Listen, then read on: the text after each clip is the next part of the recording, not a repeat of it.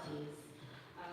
So this morning we have with us Senior Superintendent Howard Chambers and his team from the St. Catherine North Police Division, correct? Miss Antoinette Morgan, Public Health Inspector. Miss Cardia Dwayne, she is a representative from the Jamaica Agricultural Society.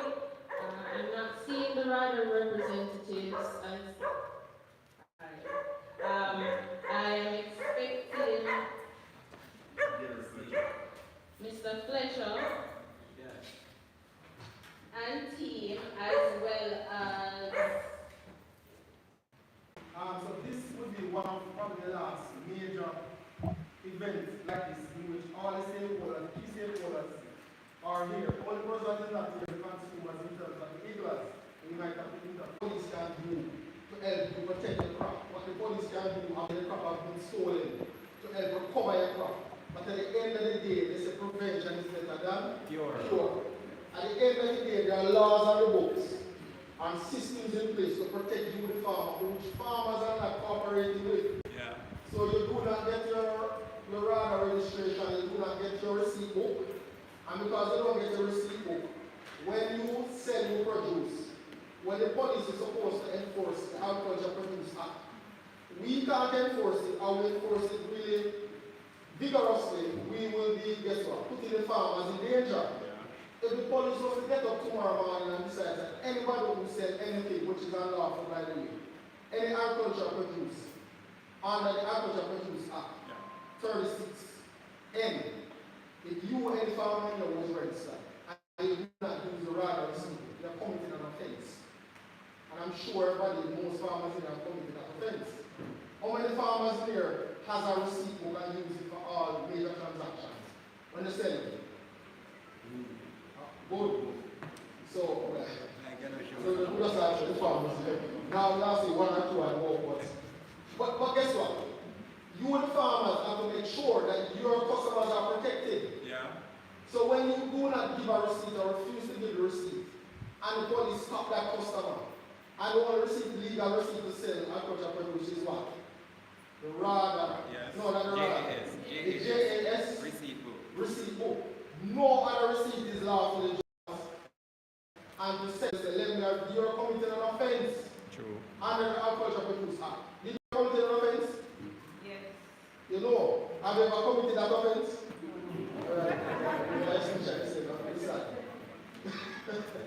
It is important that we look at it. So, Praedial prevention is not only police problem, it's our problem. Police is just one stakeholder.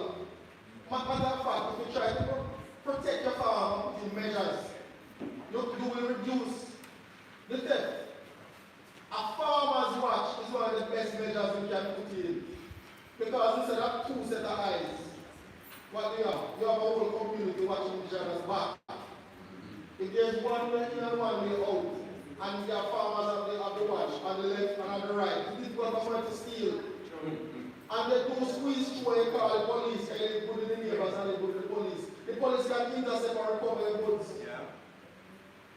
So now let's speak about the Larceny Act. It speaks about Praedial larceny, which is basically as its own. Larceny and capital speaks about robbery when a weapon is used or force is used to take away the stuff.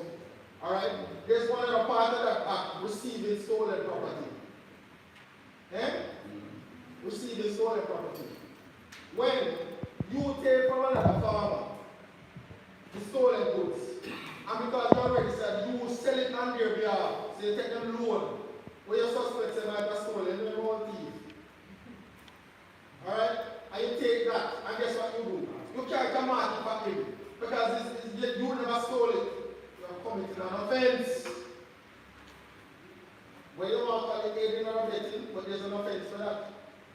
When we stop your eagle, that you sell your goods without the receipt, and eagle cannot give an account where they get it from, we can charge them for what? Unlawful possession of property because they can't determine. There's no legal receipt. We can hold on to them. We can hold on to you if you decide not to use anything. And guess what? You see, rather how important it is, you don't have to write a receipt for yourself. Guess what you do? You You walk with the rata ID because it has where your farm is, what your farm, and you update and live good with the rata extension officers. So I will call persons and see whether long list of persons your stakeholder, and I'm not selfish and take up the time of other persons.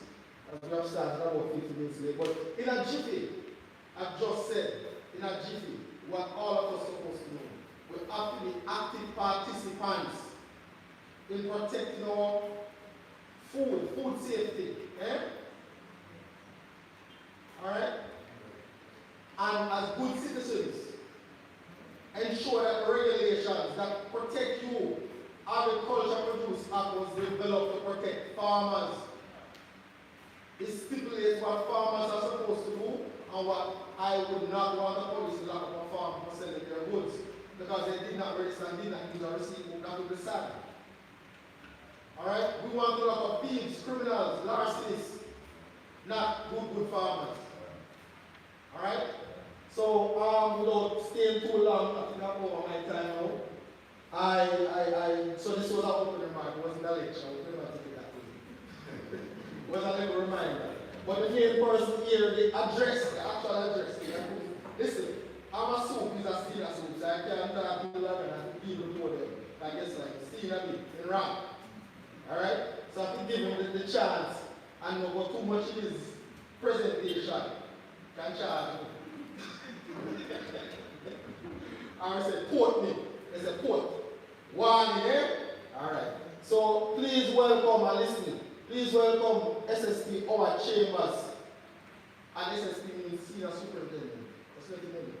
Commanding Officer of the St. Catherine North Police Division. Please give me a warm welcome.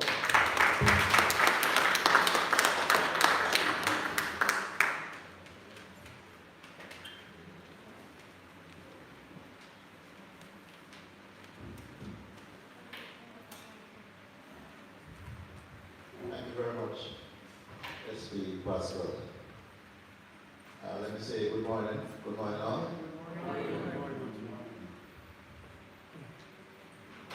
Right.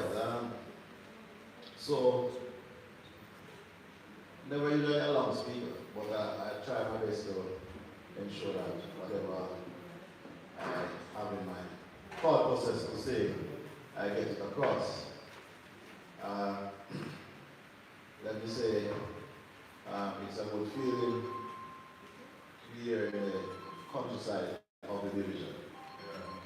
I grew up in the country. I don't know if you know a district named Barnes District.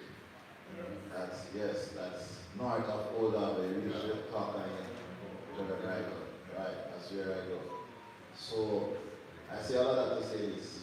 When it comes about farming, I have a little knowledge. When it comes to feeling the pain of Praedial Larceny, I have a little knowledge. I remember when I was younger, attending high school, my neighbor, both of us, we were in grade 11 at that time. And my neighbor was planning to sell a goat or two goats in order to pay for my friend CXC exam, right? And just about when the time come to pay for the CXC exam, they stole the two goats. Yes, man, and it was, I mean, the entire lane. I come from a little lane in Red Cap River Lane in Barnes. Could feel the pain.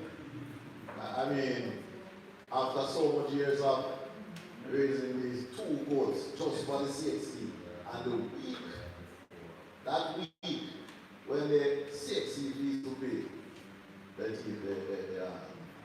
so it's a long time I understand the whole, pain that farmers felt because of Praedial Larceny. Let me also acknowledge other officials that are here, SP, Pastor. They're here talking about me. He's the person responsible for coordination. In fact, when we want to seek knowledge as to go about strategies as it relates to, anti-Praedial laws, is the officer in charge of community safety and security. Right? Very important person. And I'm going to give him a little chance later on in the program to also tell us some more of community safety and security. I have also with me, I carry the team today. I have also with me Inspector Chambers, namesake. Let them say Inspector Chambers. Right. So Inspector Chambers now is the man driving the effort as it relates to all of the Praedial larceny, anti-Praedial larceny efforts in the division. Alright, provide oversight. So you will see here, you will see him in north of the division, south of the division, supporting the different stations. Alright? And then I have with me other members of our Sensitization North CSS team. We have Constable, Night Constable Brian, and also Corporal Croft with us. And on the outside there, Constable Smith. Right, so that's the team. So let me, as I was saying, let me orientate you to the division, because whilst you are here in Springvale, I want you to understand the dynamics of Sensitization North Division quickly. So the division consists of 15 stations, right? Spanish Town Station being the main headquarters station. So everything north of Spanish Town, all the stations north of Spanish Town is part of the Sensitization North Division. So we have the division divided into 4 zones. Spanish Town Station, Hill Run, which is a farming community, and Green Acres, that consists of Zone 1. Then we have Zone 2, which Springvale is a part of Zone 2. Zone 2 would be Linstead Station, Bogwalk Station, Newarton Station, and Geisley Station. That's Zone 2. Zone 3, we go way over there in the hills of Sligo Station, Poplar Station, Glencott Station, Riversdale Station. That's Zone 3. And Zone 4, you are near to Zone 4 because Zone 4 is Brownsall, G-Vale, Point Hill, and Loidersville. So it's a very large division, 15 stations. In fact, that's why I should say 16, because we have a station called Choja Station that is not in operation for about 11 years now, but they are setting it up. They did the auditing, they renovate the building. So soon and very soon we might have come back into commissioning the Choja Station, and that's way over there on the border of St. Mary and St. Catherine. So it's a very large division. All right. Now, over the last 2 years, we have done our assessment in the division. We have done our environmental scanning, and so we have what we call strategic objects, and we have what we call focus, our focal point, things that we are focusing on the division, because we have to do that in the division consists of a lot of issues.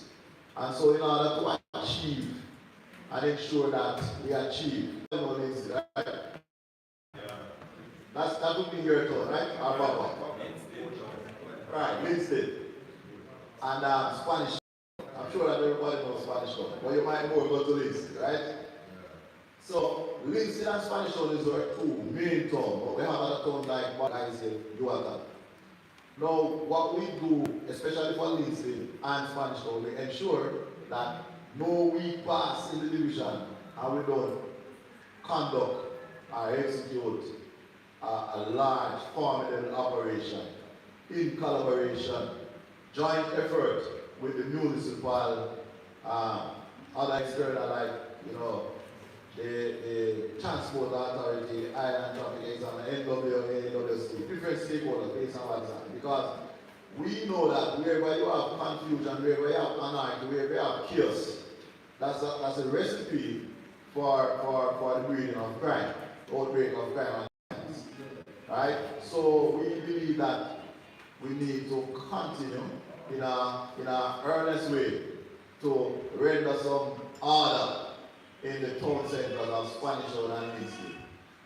We have achieved, probably we are going to achieve much more, but incrementally we have been achieving what we set out to achieve. We know that it's a continuous process that we have to continue to work and collaborate.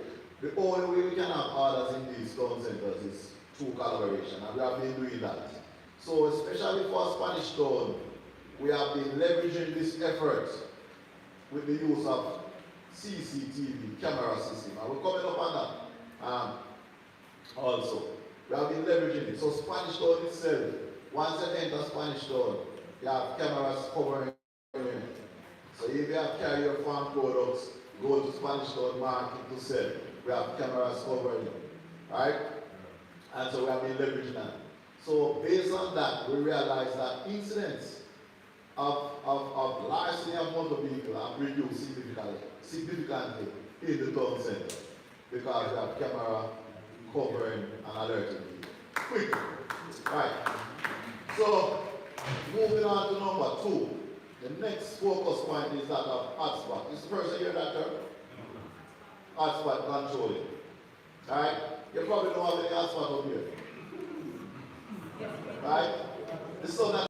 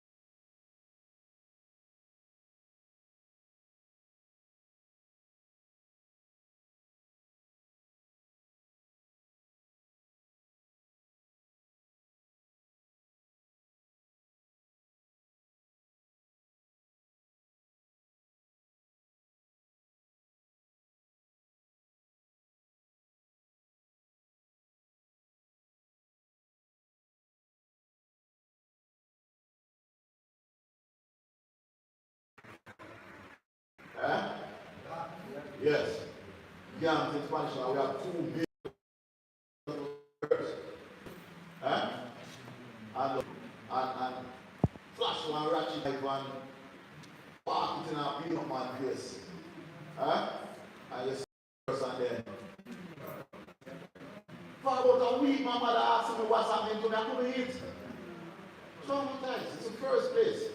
And so that to show you the history of violence in Spanish Town. That's been long. So it would be remiss of me as the commanding officer for St. Catherine North not to pay attention to gang violence. So we have gang violence.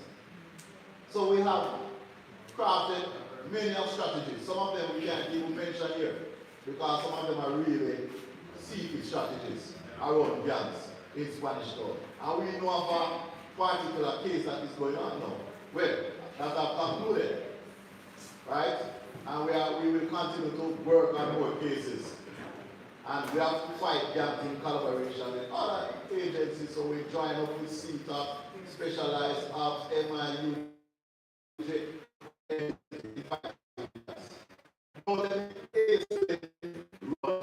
number 4, because that's where I want to reach. The last big one, number 4. Number 4, probably even the most important, because number 4, number 1, 2, and 3 will not be sustainable. And number 4 is that of community engagement. And that is why we are here today, because we believe in our division that it's going to require deep collaboration, partnership with the communities in order to achieve any crime reduction. You believe that? Right. So when you look at number 4, when we break it up, there are some things that we focus on. Some a lot of money. And we will continue with that strategy in 2023. In fact, we are continuing because we want it to go right down. That's St. Catherine North remain a safe or become a safe place where you can park your motor vehicle anywhere and nobody will trouble your motor vehicle. We will continue on that strategy. Now, coming down to the crux of the matter now, the other focus point, other engagement is that of anti-Praedial larceny. Our effort as it relates to Praedial larceny. And so we believe that this is a very important issue. And that is so much that we have stood up a Praedial larceny unit, as I said, led by Inspector Chambers, to support the different stations and to support the farmers in the division. Because we believe that if we don't put a lid on this, then it will threaten the food security of St. Catherine. It will threaten the food security of Jamaica. And by extension, it must and will affect national security if we don't put a lid on Praedial larceny. So as I said, it's not something that will us out of the year. It's something that is well crafted, and that is why I bring the team with me today. Now, we have a lot of measures, as Mr. Pastor said, that we must employ, right? Because it cannot be just police alone, and we are in the business of prevention, not reaction. You know, we want to prevent these incidents. So we took a different approach, as I said, different avenues of approach. So CSS is here with me today. CSS, whenever they get the opportunity, they go and they speak to the Citizens Association and the Farmers group. And that is why, as SP Pastor said, we are encouraging more farmers group in St. Catherine North, because with that type of teamwork and collaboration, we will be able to achieve. So we don't want, in a particular community, one farmer do X and the other farmer do Y. We want a joint effort. And that is why we are here today, and we're going to make our numbers public to you. Because once you start a farmers group, we want to introduce ourselves, inject ourselves, enforce. You understand? Be inquisitive. Right? So we want to be inquisitive, we're not going to stay back. So Mr. Williams wants to know that his number is in the Farmers Watch WhatsApp group. Mr. Chambers wants to know that when he take up his phone, he can look and say, all right, this is happening in Springvale. All right, team, we have to go up there. Our team, before this happens, let us go have a meeting and try. So that is the type of communication that we need. We believe that if we strengthen the communication amongst police and farmers, then we'll be able to mitigate, we'll be able to prevent, much incidents of Praedial larceny. And so when you look at the stats, Pastor, for last year, it says something like 34 reports. We know that there are much more incidents. We know that, that there are much more incidents of Praedial larceny in the division. And so we want, in order to craft strategy well done, you have to know the stats. Because if Pastor didn't acknowledge that there are more incidents, and us come and look at St. Catherine and stats and say, 34 Chambers. You don't know you see here, man. You don't know you see here. So we know that the stats that we have is not the reality that is happening on the ground. And so that is why we are saying to our farmers, don't be apprehensive. We want to have that type of partnership. When there are incidents of Praedial larceny, when the man thief your banana, when they thief the goat, as I would have experienced, as I said, report these incidents. Don't say that your head said, why, not what happening. Now report the thing and statistics is very important in crafting our strategy. It's very important. So I wanted to report these incidents. No, as I said, it's a teamwork. Together everyone achieves more. Teamwork makes the dream work. Alright, so when you set up your farm now, you have to ensure that just like how you buy the vehicle, you know, and you know, one of the TV vehicle pass up. So as you get the new vehicle, you carry one town and you put on kill switch. You put on one thing and you touch it, start alarm and all of them stuff there. You put on GPS tracker, everything you put on it because we call it hiding of your target. You make it difficult for them to keep the vehicle. And it's happened for true. Mr. Williams and Mr. Chambers can tell you that when we recover vehicles in the division, it tends to be vehicles that have enhanced security on it. Right? So it's a proven record that once you enhance the security of your vehicle, then more than likely, police is going to recover it and TV. So the same thing. You get the point I'm getting at now? It's the same thing I'm saying now. You have to treat your farm with that level of importance also. You have to treat your farm with that level of importance. So as soon as you get enough money, you ensure that you try to fence the farm. Set up a one entry or one exit thing. Alright? Then when you get a little more money, you set up the GPS. I know for farmer in Spanish don't know that all I both them have one GPS thing. So you set up the GPS system, you set up the camera on the farm. So even when you're at home at night, middle of the night, you look at the goat them asleep or you know, cow them asleep and all of them stuff there. You look at the edge and the exit to your farm. So we are preaching that type of narrative. No, that the same effort that you put out to prevent the larceny of your vehicle. Push out that effort to prevent Praedial larceny. Enhance the security of your farm. Be your brother's keeper, as the school pastor said. You know, when you go on your farm, just don't look at your farm alone. Yeah. Look at your neighbor farm, man. You know, say, your neighbor they tell us, say, and next week, you might read peanut. And then you come today and say, everything read. Don't ignore that. Call the neighbor and say, what and say, well, you tell me say, next week. So that is why I'm saying we have to develop that type of inquisitive nature to protect each other. And we are here today. We are here today as a team from St. Catherine North that believe in the whole issue, as I said, of preventing larceny of cattle, larceny of livestock, larceny of your products. We want to stop that type of thing in St. Catherine North. Yes, we sir. want people, young people in St. Catherine North to feel encouraged to get into farming because they know that they can bring their product from scratch to beginning and from beginning to end and carry it to the market to sell. That type of security feeling we want the persons of St. Catherine North to have. So we are here with the partnership, and as I said, the only way we can combat, the only way we can reduce these incidents is through deeper collaboration, strengthening of the partnership. And how we're going to strengthen the partnership now is by increased communication. Speak to us.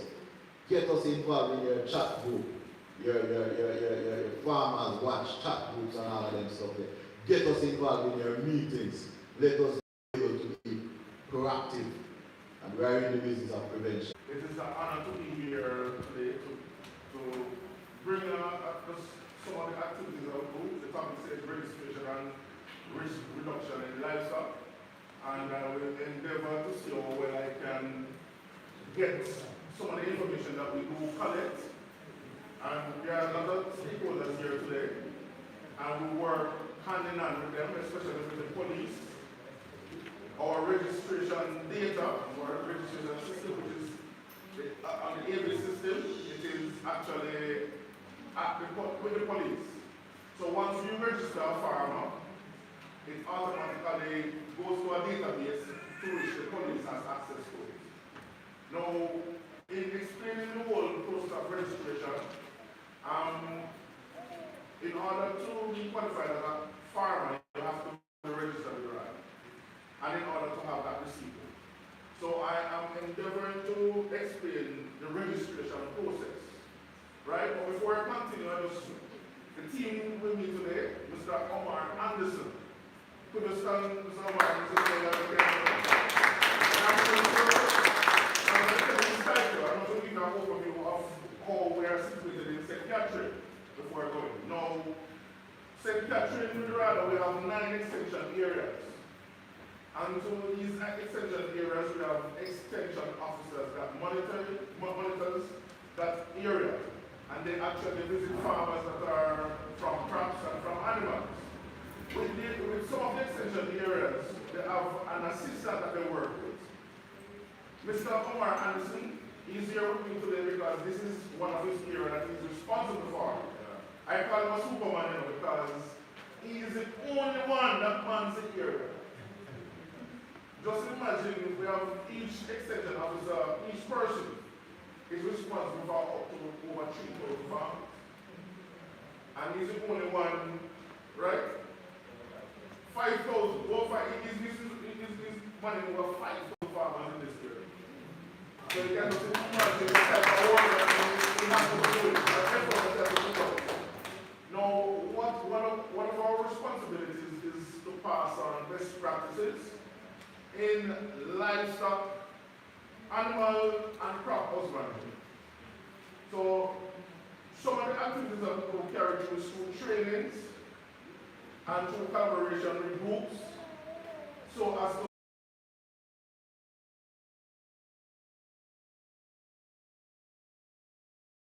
also recently person are taking on like fish.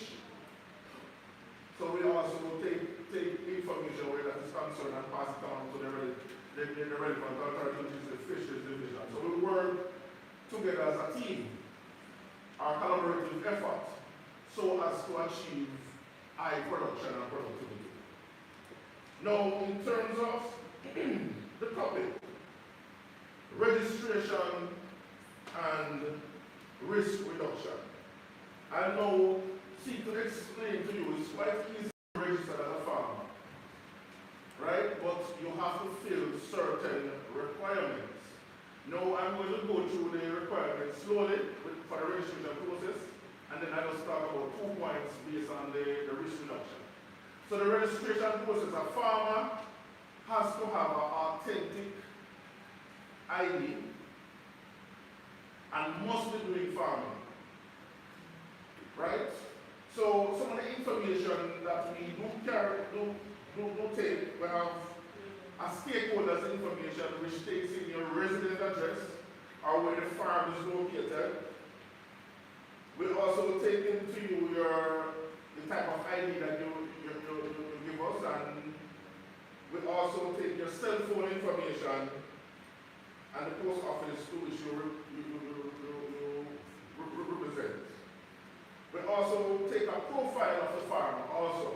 And what comes on the profile, we're talking about persons who are the managers of the farm, and also persons who we have to come in contact with. And you know that when you go to a farm, sometimes it's not the manager there, but you have a farm manager that is present, and he is the one that we come in contact with most of the time. But we take those 2 information just to be safeguarded.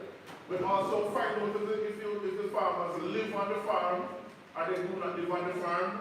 We also, some critical things we talk about in terms of the educational level, how much information this farmer has as it relates to agriculture, so that we could be able to better meet his needs. We also want to know how many persons in his household. We also want to find out what time he started, he or she that is, I'm saying he, but he or she. Whether it is what time you start farming, and the nearest police station that is actually to you. And very importantly, if you are registered with JAS, because that is a critical component of the registration book process. Right? We also get some information as it relates to the tenure of the land, whether it is own, lease, or you squat on the land, or whatever status the land has. Those information are critical that we will take so as to achieve the information. And once we have gotten that information, we find out how, if you are in proper animals, and we do collect those information from, in terms of livestock, we want to talk about the types of livestock that you are doing. We talk about how many animals you have, and we talk about your major markets and your minor markets, whether you sell it to in terms of domestically, or you sell it to a butcher, or so forth. Those are some information that we do collect in this process. And very critical, if we, once we have collected this information from you, we then move to the next stage of verification. So what we do, once we get this information from you, we then do arrange an appropriate time, convenient to go to you are the extension officer, and we will come to your farm to see if the information that the office, the main office, which is in the Larceny extension area. First time we usually collect money, but we will stop doing that right now. And for another reason, sometimes the farmers get really frustrated that we give this one the money and we don't get to take, we don't know what happened to the money or the ID. So what we have decided now is to allow the farmers themselves to go and pay for it. And the process to get in the hard copy, we have improved. It takes between 4 to 6 weeks. Once we have sent you off, once the information has been verified and you have been sent off, it takes 4 to 6 weeks for you to get the hard copy of that information. So that is a simple process that we will go through for you to become a registered farmer. Now, in terms of risk reduction, one of the first things what I would want to talk about is a record keeping system. Most farmers that I come in contact with, they do not keep proper, some of them don't keep proper records, and some of them don't keep not even no records at all. And some farmers who keep records, they tell you that they keep it in their head. And you know where that goes, where that system goes, because I tested these farmers now. They keep the information in their head, and I talked to them the next day, and they can't remember the information that I said yesterday. So it's very important that you have a record system in place where your animals are concerned, or even record keeping overall is very important for you as a farmer to know if you are making a profit or a loss, or even to identify these animals. And how do we identify the animals? There's a process. We have what we call an ear tagging system that can be used. And an ear tagging meaning that there's a particular number system or a letter system that can be developed so that you can have them in a database. So you know that these are the animals you have. Because we have been facing farmers who don't know what the animal, they know they lose the animal, but when you're going to identify them, that is where the problem persists. And hence it causes a lot of challenges where that is concerned. Another form of identification is what we call a tattooing system that can be also involved. And it is in the process of a tattooing kit. And that tattoo kit actually has some numbers and letters that can be imprinted inside the ear of the animal, or even on the tail of the animal, or even on the body. If you can shave on the skin, and more farmer will do it straight, shave the ear of the animal and tattoo it. So whenever a man stole his animal, he would go there and say, I know this my animal. And he shaved over that ear and that number was right here. So he could have identified that that was his animal. So this is very important when the animals are missing. Another very important thing that I want to speak about is in terms of the type of housing design that farmers are using. In Jamaica, most farmers that I come in contact with practice what we call a free-range system. And the free-range system is where they don't have no problems. They got the animal in the morning, the animal roam from east to west to north to south and go long distances, and when they do come back in the evening, 3 or 4 missing. And the farmer don't know where the others are, and so they keep it going. Our free range system is not one of the best systems out here. But our farmers practice to actually get the best results. So some persons practice what we call a zero grazing system, and let me explain that to you. A zero grazing system is where the farmer has a pen and a shelter, and the farmer goes out and the farmer cuts grass and carries it to the animal. And you also have a system that we call a pasture system, where the animals actually go to pasture and come back. And there's even still another system in terms of reducing the risk. I know farmers who have trained dogs, animals. I don't say animals, that's only dogs, because I've known persons who use even donkeys, and persons who use dogs, and persons who use, even in the house in the zero grazing, use I think what we call not the dogs, but the geese. As a form of defense for his goats.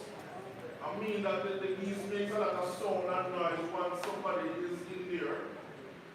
And that reduces the risk. And also what was mentioned earlier in terms of a camera system, that is very critical also in reducing the risk of Praedial, larceny, or thefts of animals and livestock. Right? So I'm leaving with you now with some words from Rada that, well, what I'm leaving with you is a question that frequently comes up, and I would want Ms. Dumieni or to address us, or from the police. One of the questions that I frequently receive is when I have my personal animals, how do I use the receipt books that have given to me when it is for sales out there to carry my personal animals from point A to point B? So that is one of my frequent questions. Even recently, one of my farmers were transporting his own animals from a point to another point, and he got a lot of hiccups with the police. Because one of the things, and it made sense, and I tell you, he said some things to me, and I want to mention it at the end of this. The farmer, he knows it's his personal animals. He needed to have at least let the police know what the animals look like. Are you hearing me? Right? To make sure that it is his animals, he has to make sure that maybe a reputable person like a GP or a notary public maybe look at these animals and say, these belong to John Tom with color scheme, black, white, whatever the case may be. So he was in a challenge to transport his own animals from point A to point B. So I would want that to be addressed today in our talking through the police as to how we can actually help these farmers to transport their own animals from point A to point B, or from one farm to another farm. Thank you very much. Anybody have any questions that they want to pass on to me at this moment? I want to pass on that same question, but because I normally shop my animals to get their different services, so that's a good question. I'd like to hear answer also. Yes, sir. All right, so I'm kind of glad you mentioned the whole receipt argument, which comes with dates and so on. Two questions I've heard before, and I'm hoping you can use it as caution for everybody, is if I tag my animals, tag the hero or so, what is the stop the next farmer who is not so honest borrow my animal and tag it too, or brand, or tattoo my animal? Well, we have some other persons that are here that can actually answer that question. That's why I did not go so deep into doing another explanation. Federal division, we have a national program, and that is, I'm not going to go further. I don't want to preempt what they will become carried to say, because I know that they're going to talk about that national program that is there for livestock farmers. That's why I did not go into deep detail. I just want to focus on the management practices that is needed to reduce the risk of them being theft and to at least have an inventory of what the animals are like. And there's a lot of things that take up in management, so it's just for the Larceny part, I was focusing on those two little aspects. But the veterinary division is going to come up, and I know that is a part of their system to explain the whole process where that is concerned. I know you don't focus on the registration process, and I guess most farmers here are registered already, right? And if your ID has been expired, please call the office or go back to the office so that it can be renewed. Because I know that farmers are having and say, oh, we can get this thing renewed again. And if you have, yes sir. In terms of registration, we were told that the system was down, so can you say the system is back up in terms of registration? About 70%. 70%. Okay, the system is up 70%. We have up 70% right now, so we're hoping to get back up. And when we say the system is down, don't mean that the data has been lost. No. The data is still there. But you know that when we come on to technology and moving from one stage higher up, transition process sometimes give a little bit, but the system is 70% up, and we will be able, right now we still collect the farmer's information, so as to allow the process to continue. And if you need a temporary ID, it can also be arranged. Once we have gone through the steps of verifying your farm that you have those. All right, thank you very much. Anybody have any other questions before I sit down? Thank you very much for your attention. Yes, sir. You mentioned persons who might train dogs. Any in St. Catherine? Yeah, yes, and just a layman explanation of this training, because if you take the wrong breeds of dogs, it can be very detrimental to your animal, because, right? And I too face a little incident like that, but I have improved on it. Now, when you have your puppies, depending on the breeds, persons use more like what we call a command dog or mongrel. But mongrels are hybrid, you know. There's just a mixture of all different breeds. You have to be very careful when you say mongrel too. But the number we have what we call mongrel is Jamaican. Right? You need to actually grow the animal with the goat inside the pen from puppy stage. Right? So you don't allow it to go out and in the pen as it feels like. You actually have a section independent with the animal, and the dogs are associated that to be your home. Right? And you feed it there and do everything there. Now, eventually as the dog grows, the dog will develop a sort of instinct that is present in the pen. Now, I've known farmers who even use the goat milk himself to feed the animal, the dog himself, right? So he washes the puppy in the goat milk and feed the dog the goat milk. And the dog have a usual smell like everybody do. Eventually the dog is let loose, and sometimes when you have animals having kids into the boat, then sometimes the dog is there, when you're down there, the dog helps to clean up the system, so the dog becomes eventually a part of the group and have a right in the group, and sometimes they become the lead, the leaders there.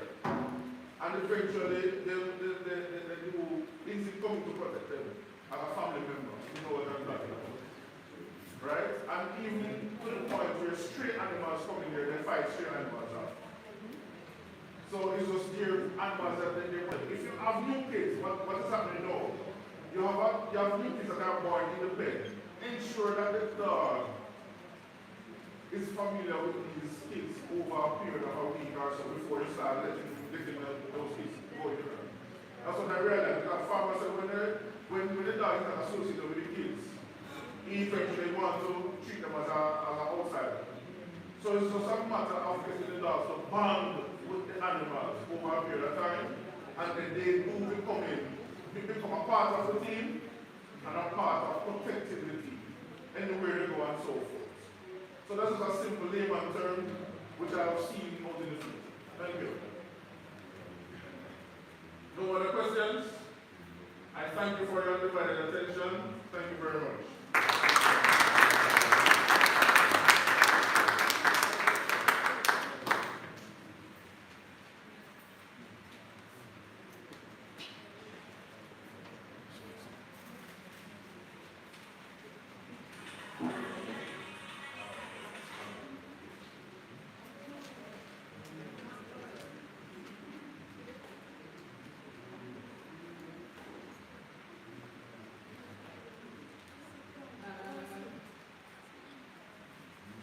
The next speaker is Ms. Praedial from JAS, but just to piggyback on the point that Mr. Fisher made, I think for me, the most important point you made was the point about record speaking.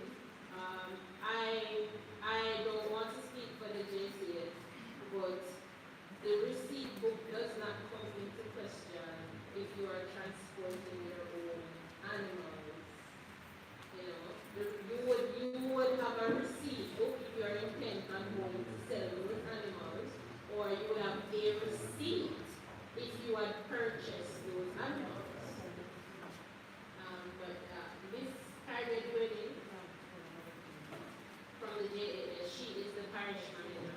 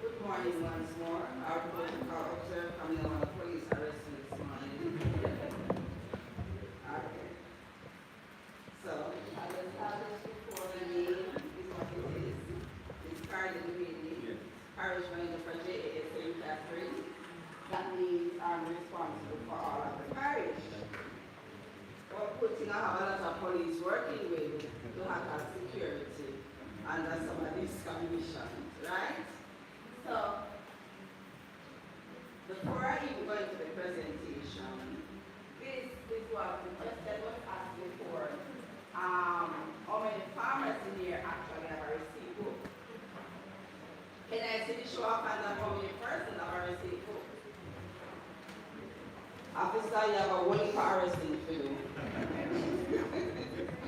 I show how many persons are a farmer. Let me see the hands up how many persons are doing farming.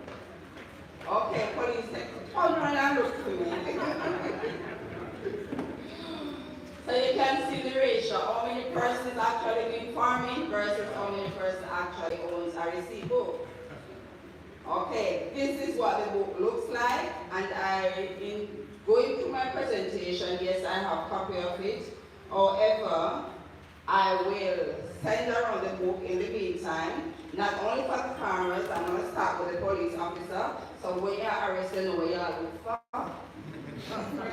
Yes, I have circumstances like that before when police actually said, they don't thank you, they don't know what it looks like. I have circumstances before the court when persons are before the court and the clerk of court call my office.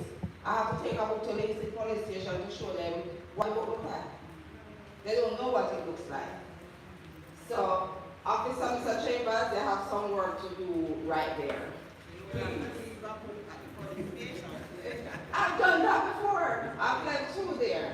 I've done that before. I left one at the Lindsay police station where I know the courthouse is.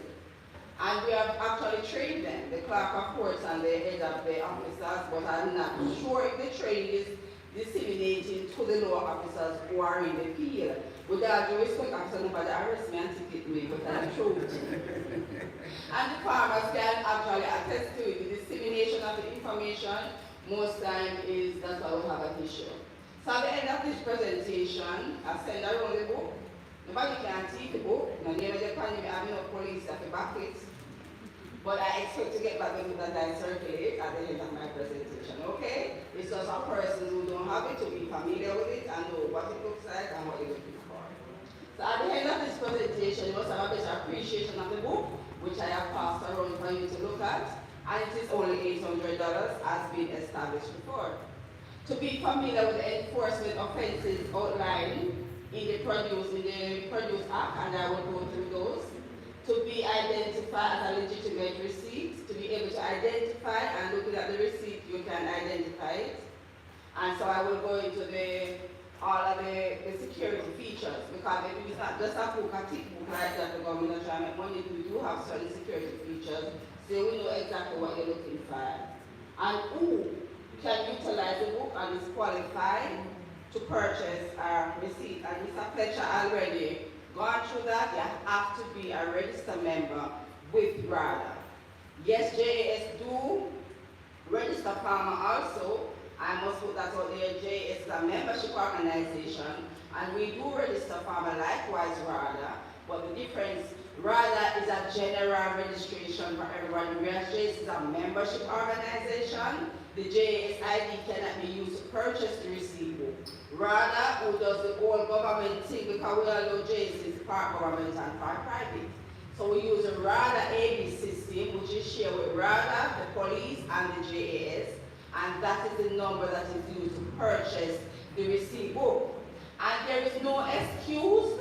Mr. Fletcher mentioned that if your ID, the RADA ID lasts for 5 years. So even if the ID expires, there is no excuse for not purchasing the book. Because when the ID is renewed, you will get the same number. So all you can do is contact your RADA officers, or even myself or my secretary, because my secretary we do have access to the system. We can just come furnish your name, and we'll go on the system and check to verify that you are indeed a registered farmer, and you are already been updated on the system, because the system are not verified. Verification comes when Mr. Anderson will come. Yes, he will do your registration, but until he comes to the farm and identify that exactly the information you are given is indeed correct. Because without respect, I respect you all, but farmer to farmer too. And sometimes you have persons who register, they say you have 100 acres of land, and when you go, and you feel them land. But it's like they think that the officers not going to come out and verify it. So they come and give a lot of false information at the office when they are doing the registration. When the officers actually go out there to register, it's actually be a bush, be a grass, or it's not, the farm does not belong to them. So until the officer do come and verify that this is indeed your property, then he goes back to the office and update the system to say, yes, you are okay to purchase a receipt book. We all understand the system there? Some persons will say, oh yes, I have registered. I saw Mr. Davel put it in the farmers group to ask how many persons do have the ID to purchase the receipt book, and that was the same concern. Persons have registered with Mr. Anderson, but they have not yet been verified. Until you have been verified, you can purchase the receipt. Because when you verify, that's when the number is assigned to you, and that is the number, your personal identification number, that we use to sell you the receipt book. We all understand? Yeah. Officers, we all understand there too. Because I'm not only lecturing the farmers, and some of your faces are new to me, so we'll get to know each other by the end.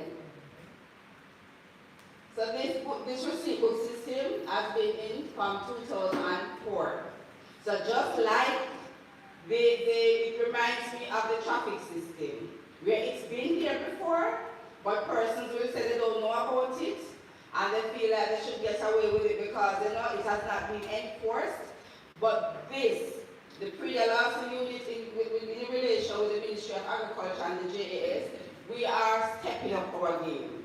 Just like how the traffic act come out and a step on it, we are step it up too. Right?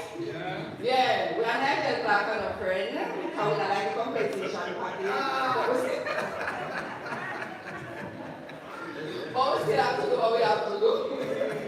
We don't like the package, but we're still going on to step it up, right? And we're not doing it for tax. We need it to protect you, our farmers. Especially in this time when food security is important, when cost of living is even harder than harder. We intend that when you go out in with climate change upon us. We see what is going through, thank God for the little rain that it continue. What we've been going through the last time there, when you go and spoke to some farmers this morning from Colbeck, and when you go through with the onion and the cost of production for even sweet corn and onion, well, everything costs. If you the banana, you have to fertilize it, right? When you go through those hard labor and putting what you're putting on, you're not only faced with Praedial, but you're faced with climate change. And when you even fight through the climate change and get the Korean, you can't read the things. I know persons who come out a chicken, come out a pig, and it's all because of the water crisis. I was at a meeting yesterday and I said to the persons, it might not apply to you guys, but it can apply at Ministry of Labor and Social Security. And I said, so when you're giving persons these funding or these grants, we have to start putting water tank in it because climate change is very real. And I have a lot of farmers who come out of chicken and pig rearing because of the same water crisis. So we have to find a way to tighten there now with any project that is going on. Because we have sustainable development is very important, food security is important, and a nation that cannot feed itself is like no nation. We don't want it like Haiti, right? Even if you don't have enough to sell, we have to have enough to at least feed ourselves and feed our family. Let me get into the receipt because I'm very passionate about agriculture. So the book has been in from such time, and it is as a result as farmers requested the book of traceability and going through this. And I say this book is the third copy because simple as I look at it, I've been with the Jays for 24 years. And this book is the third copy that actually came out. We revise and come and it go to ministry, but we have been through the process and it is based on farmers' request to us to say that we need something to protect us. So this is our the final thing that we come up with to say to include the police, RADA, and the JAS in an interest to protecting farmers' good. So the traceability regime, it traces livestock, as Mr. Fletcher mentioned before, meat, that there is input to be in any public health risk from eating.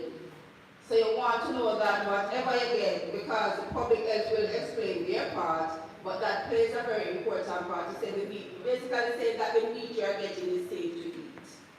That's what it is saying to you, because there is withdrawal period, not only for crops, but also for livestock medication.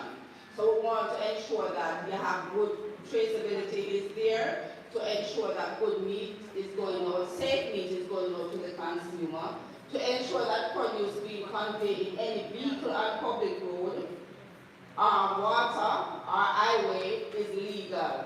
And the water in my mention, yes, because we know we have it yesterday going for trade, with the meat for trade thing right there. So we're talking the board thing, yes, it happens. Because most of our meat that are stolen, really, go to 18, they go with meat for gun trade right there. To preserve the commercial viability of the agricultural livestock sector, and that ties back to the food security, and to reduce the incidence of Praedial lawsuit, as well as promote job and investment. When you look at Praedial lawsuit and tell persons going into it, the youth nowadays, when they look at it, they might say, with so much step that my parents and grandparents going through, why should I go into it? Why? So it discourages them. So we have to try and create a clear path and encourage them, because we want them to come into agriculture. When I look at the career days, I always pester them saying, I want to see a child just as well a farmer, be a proud farmer also, not only a proud nurse or a proud teacher, or a proud public health inspector or police, but also a proud farmer. Right? And I tell the farmers support me.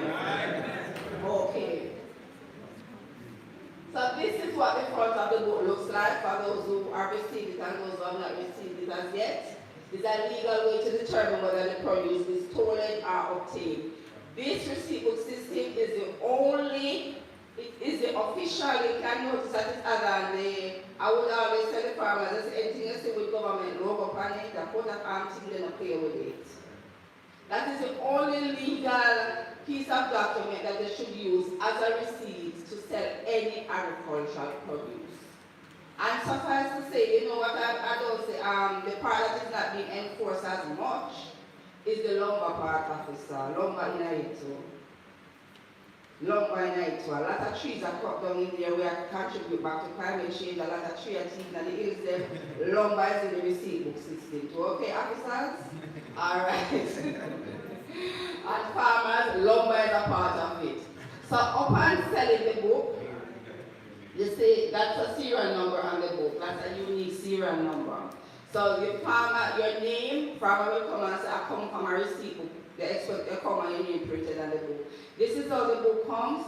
So upon selling you the book, we go on the AB system and we find the numbers that are fixed to the front but on the inside of the book, which we will show you later. But we put your name on the front of this book, and at the end of the day, this book is uploaded on the system so that the police can access it. So they can say this serial number has been sold to Kelisa Ala Carded. So no book has the same serial numbers. No two receipt book has the same serial number. Okay, officers? May I send over arresting them? This is just the act signed by the Governor General on the 18th of November 2004. So that's how old the receipt book system is. By adding the receipt book system in 2004, I mean the government started to protect farmers' produce and to mitigate against theft, we all know that, as well as to extend the definition of agricultural produce to include fish and livestock, because those were not included initially.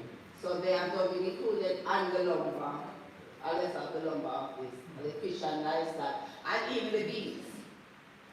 Mr. Fletcher did mention that the agriculture is a part of it.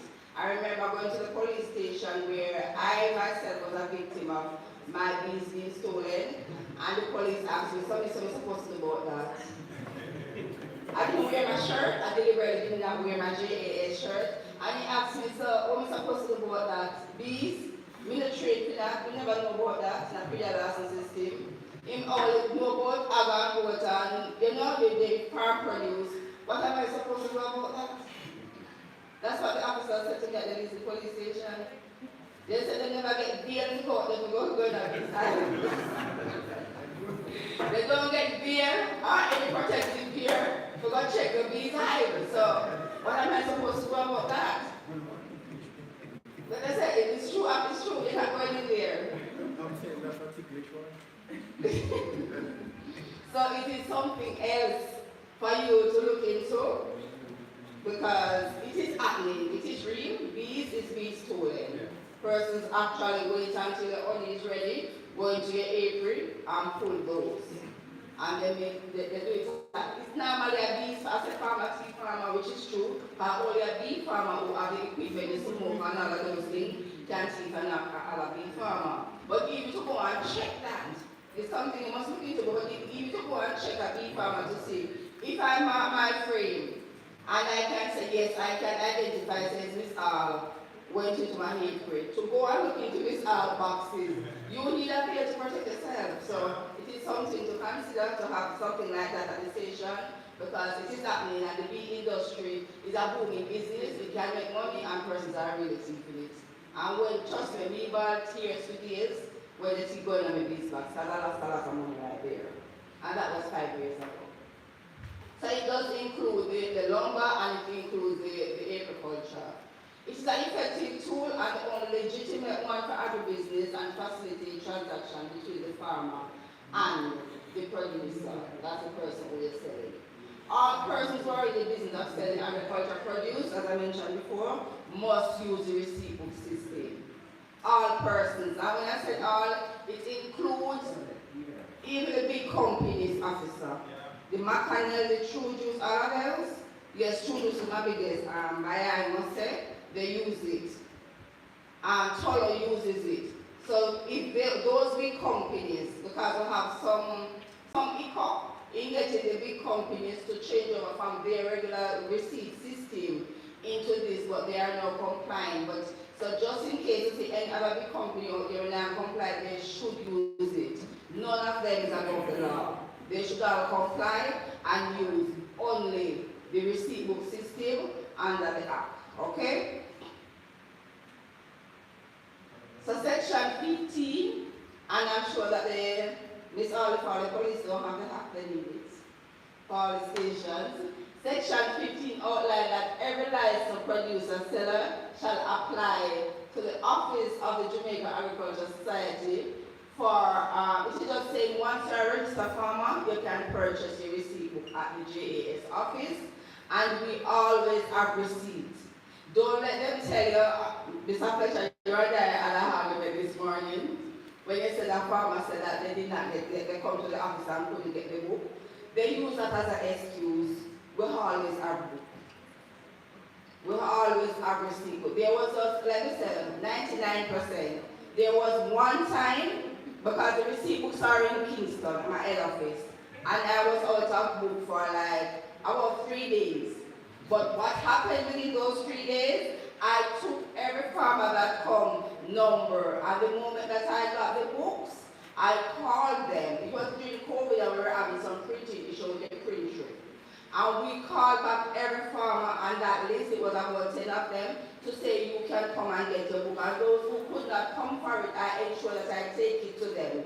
Because I know that is an excuse. When the police stop them, that's the excuse that they normally used to say. I tried to get the book, but no one was there, or I couldn't get it at all. No book was there.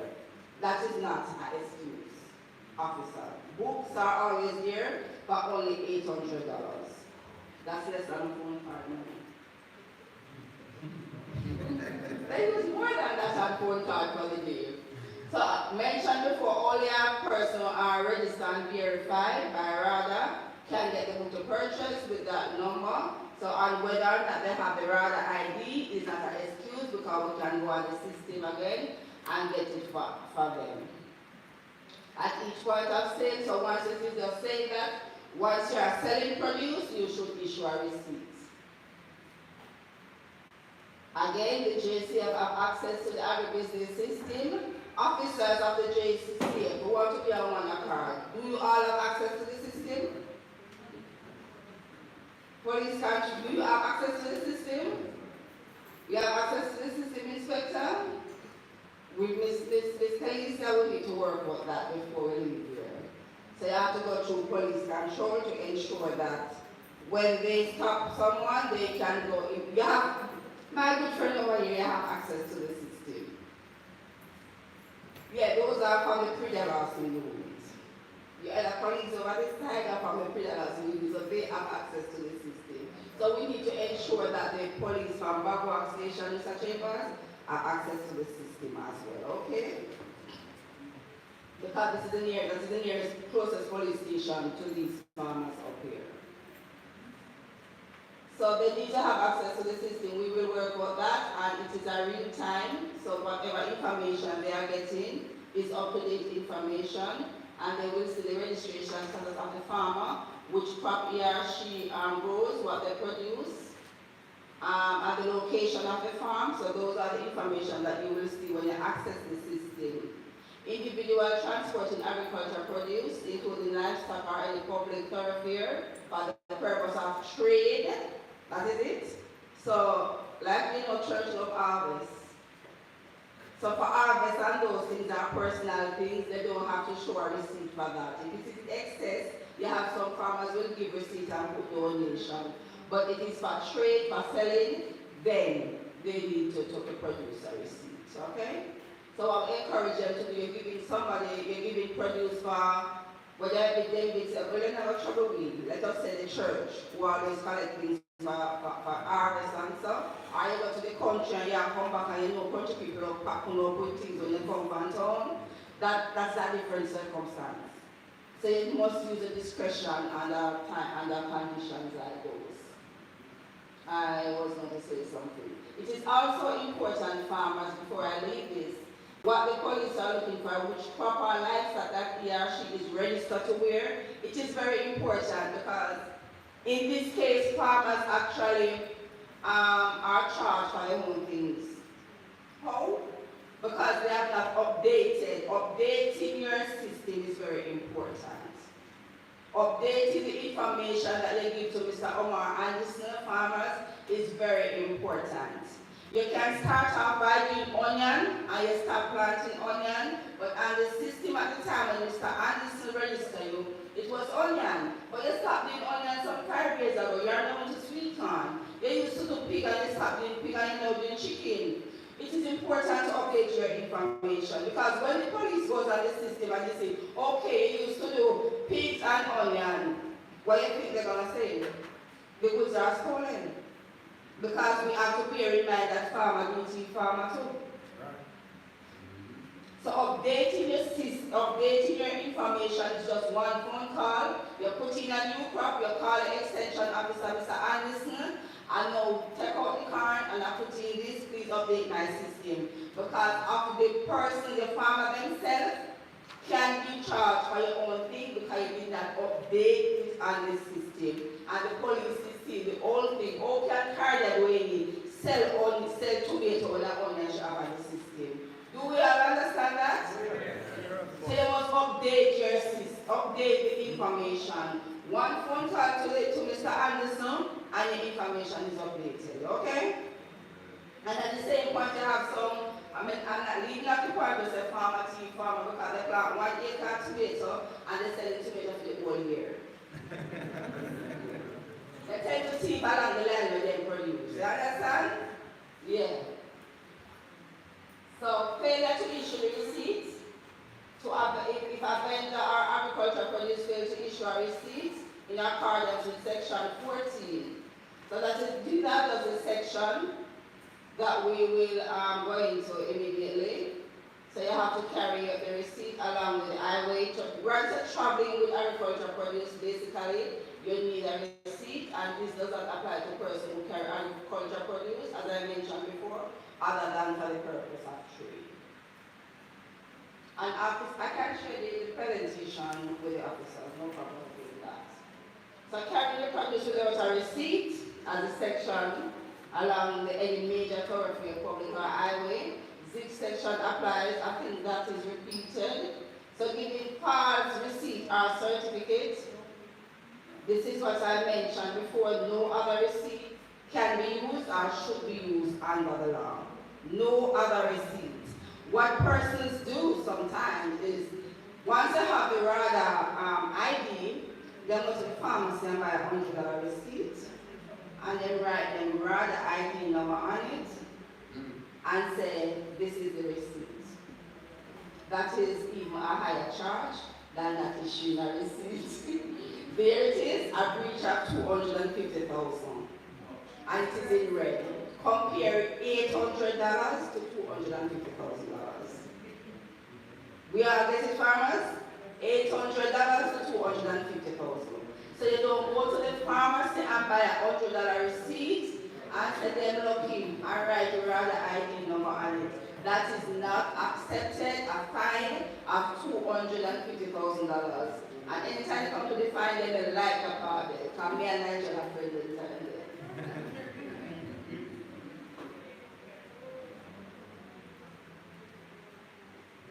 Okay, so this is just, we are already saying catchment. This is just to show where you can purchase the books. At all J's parish offices, just in case you're out of parish, or you have somebody else, because you can have farm in other parishes also. So this is where you can take a picture, right? This is the all J's parish offices where the receipt books are purchased. And in some cases where the JS office is not where the RADA office is, there are an instance where the JS officer will leave some receipt books at the RADA office. So you can still ask them if it is not at the same office. Because I have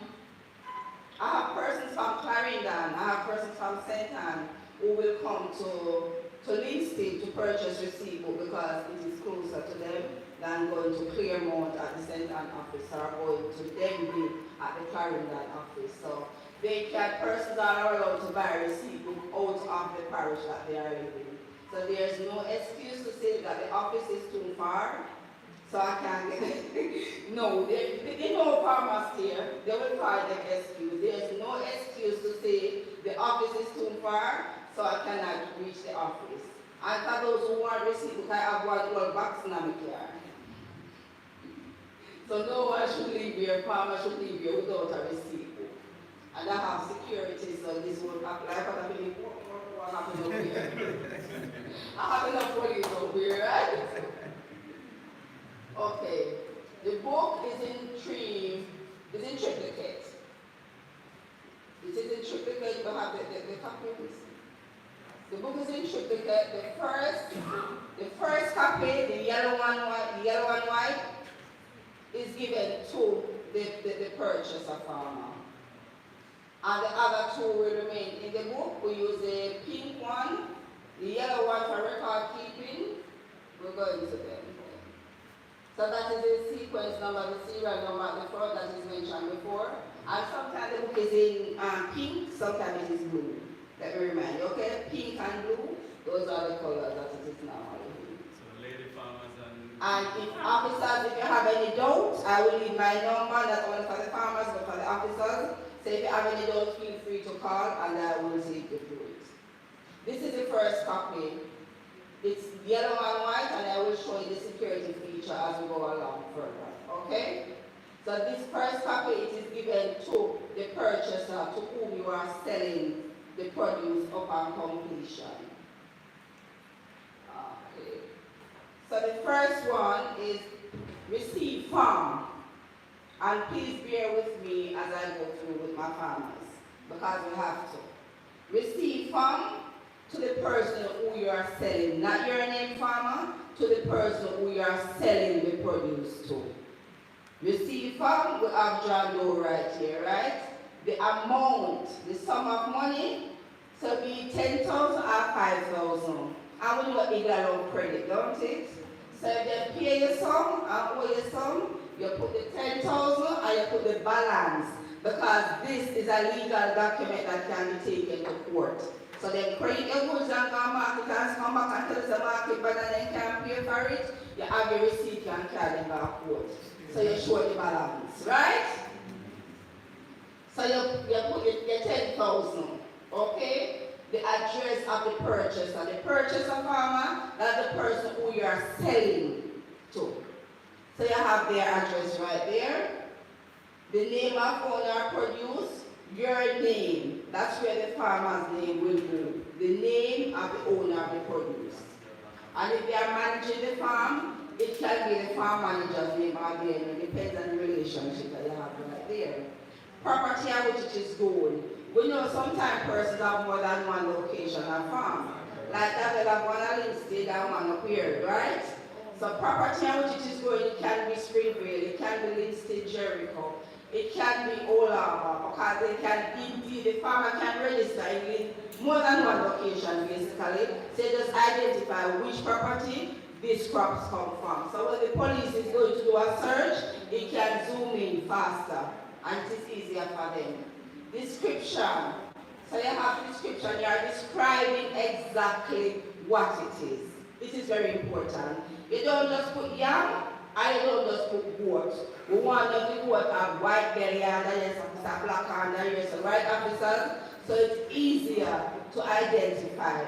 Imagine you have goat, and oftentimes what the police relate to is when they find stolen animals, is when the person goes to the station, every goat look alike. But sometimes there is just one difference in the officer. One difference, but if they had it on the receipt, they can identify exactly to say my goat have a blue spot in here, or a white spot in the forehead or so. So you, as much as they can, they describe the animal. In the case where it is not an animal there, they describe whether it be yam, yellow yam, or sweet yam. Okay? The quantity, 100 pounds. No, the quantity will be like 2 bags or 3 bags right there. And if it is chicken, Alright, so one challenge to that section. Has there, you used tomatoes as an example earlier. Suppose I have my 1 acre of my grow tomato plant, but I cannot borrow some tomato from a neighbor. And I'm transporting what I document as 100 pound of tomato, but I really have 300 pounds on so the why will you take it from the neighbor? Why? No, me a thief. That's Me a it. thief. No, I am a thief in farmer. Now, has there been any kind of sensitization with the police, either department, or will there be where they can identify by sight what the weight look like, whether it's tomato, or by lumber, or by You whatever? say how much tomatoes they expect from Yeah, 1 obviously I'm acre? not going to trouble with a scale, but then can probably identify by sight what it might weigh. So me I transport 100 pounds. I say I'm transporting 100 pounds on the receipt. Oh, but But the police really, don't I'm know transporting exactly. 300 pounds on the But receipt. let me tell you something, farmer now give a weight. So they will, whatever is on the receipt is what they will have. Yeah. Just to follow up on the question he asked, probably what he's saying is, He for buy that example, and I he am thief purchasing the 100 same tomato. And me know say me can thief some from Miss All or the officer here, so me just buy 50 pound for clamsham and then me thief 100 pounds. So, you understand? So I'm a chop Yes. tomato, but it is not the quantity that's on the receipt. What happened with the receipt? You see when they said, okay, quantity, 100 pounds. The one that you stole, I don't know where you're going to account for it, but it's not on this receipt. Exactly. If it is completed correctly, what they say, okay, we have a space here. Let me use this. Quantity. So if you have 5 bags of tomato or 5 crates, are coming to you. I'll see that. If you have 5 crates right here, what I encourage farmers to do, when you have 5 crates right here, draw a line through the rest of this space, because this is what the criminals do, or the illegal then, because we know them a team, that's all of them, forgive me. But they add the stolen one now, where you borrow from your neighbor, to it. So they will buy 5, they will have 5 crates that they legitimately get. So when you don't draw a line through the rest of it, they will add the stolen ones right there. The receipt is just asking on behalf of the police. If you Or they will determine how much tomato is there, yeah, because they are depending on the farmer to put the correct information yeah, in. but I'm a thieving farmer, so I will put X amount on it. But I actually have 300 more pounds stolen. Are the police sensitized or trained to identify by sight what X amount of lumber or X amount of tomato or X amount of it look like? Or what it looks like to them. Because Yes. I'm traveling with 500 pounds, but I have 100 That is the relationship with the police and the farmer. But also you have to understand that this is a partnership. So if the police officer is unaware, that is why he has resource personnel that will be the individual or the rod. Who will train them separately. So they go through separate training. Also, they have been trained. Yes. All right. Yeah.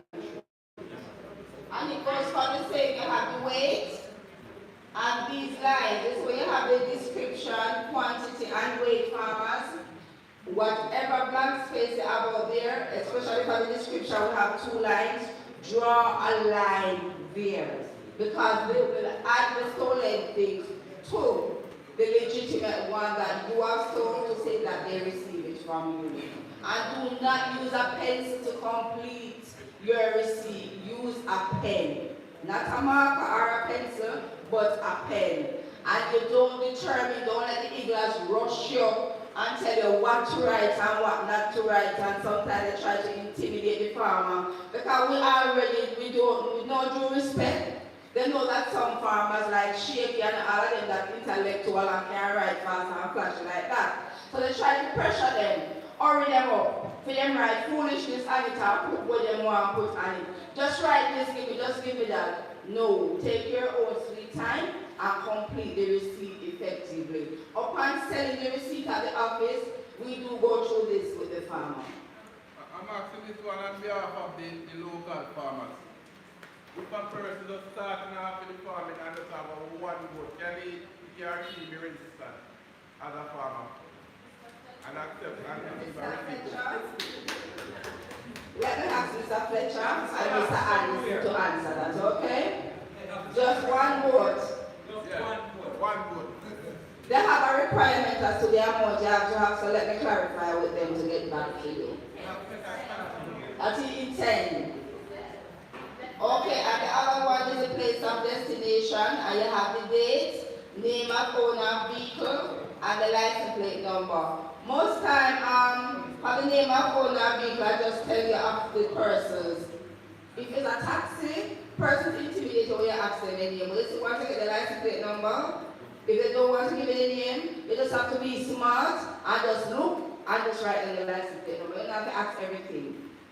Because you can get intimidated when you ask too much question. You just make sure you have the license plate number, you sign the bottom.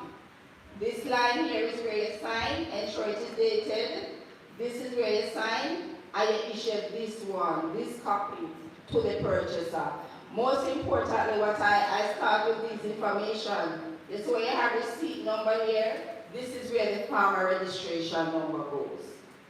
The receipt is not valid, or when all this information is completed, it is not valid without the registration number issued from RADA, and this is where the number goes. Mr. Fletcher? Yes. Can you raise the question again, sir? Please, Mr. Fletcher is here. Oh, he's asking if a farmer have one goat, if he can be registered as a farmer and get the ID, etc. with a one goat. Alright, that's a very good question. That's a very good question, but no, not yes.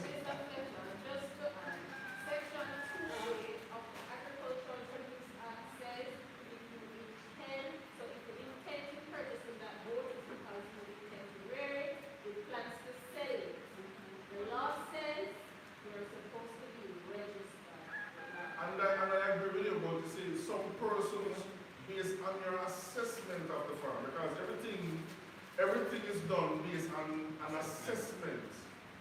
So some persons, under the disguise that they're going to be doing this thing, just buy an animal just to get the ID. So you have to, based on your intelligence or based on prior history, and where the farmer is going, and make a decision based on that. But I agree with you, if it has to be counted, based on it is the one, but assessment has to also be done, whether this farmer is really in serious farming or not. Thank you, Mr. Fletcher. Right? But based on the law, we don't want to break it the law. They will indeed register just to get a hold of the book and to go and steal things and sell. So There are certain things in the farmers and officers that we just cannot get past. But we just have to work together. That's why we have to work together to try and stem this thing. And to the chair, most times you have persons in the community that farmer serves. Can't tell you the history of that person. Exactly. If he's really a true farmer or not. Or is that because community persons know the thief at all time? All of that will come out in your verification. Verification process. So register doesn't guarantee That they will be verified. Thank you very much. I thank you very much. Yes. Yes.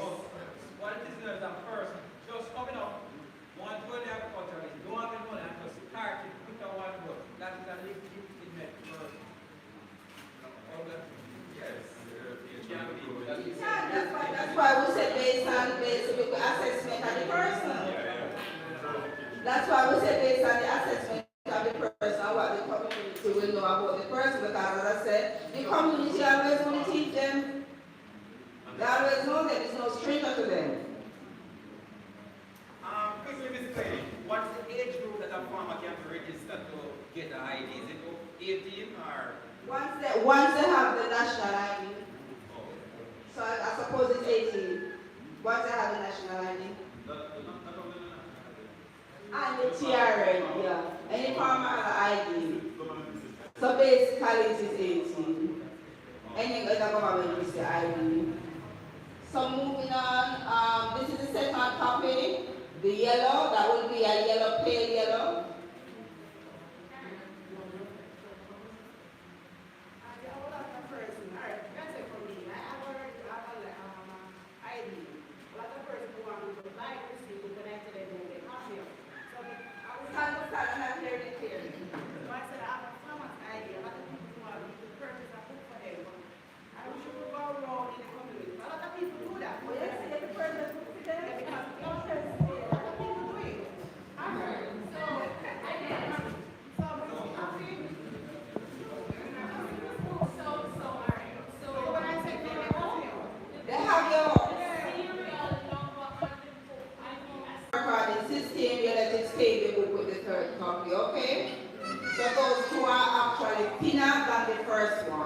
So those two will stay in the book.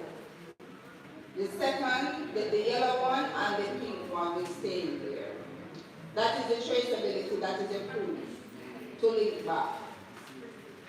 There is a multitude, these are the, if you I don't know how many persons did actually look at the watermark system in the book, but for those who purchase it, you have watermark there and you have multicolor panels of graph in it to screen the different documents.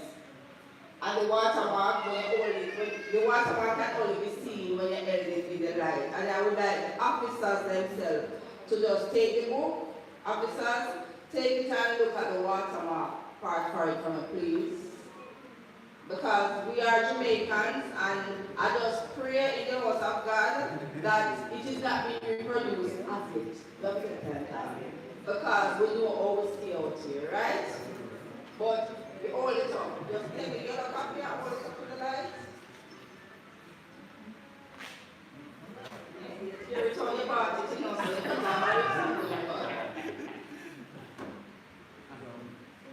Yes, yes. You know what they know what the watermark is, and you want to know.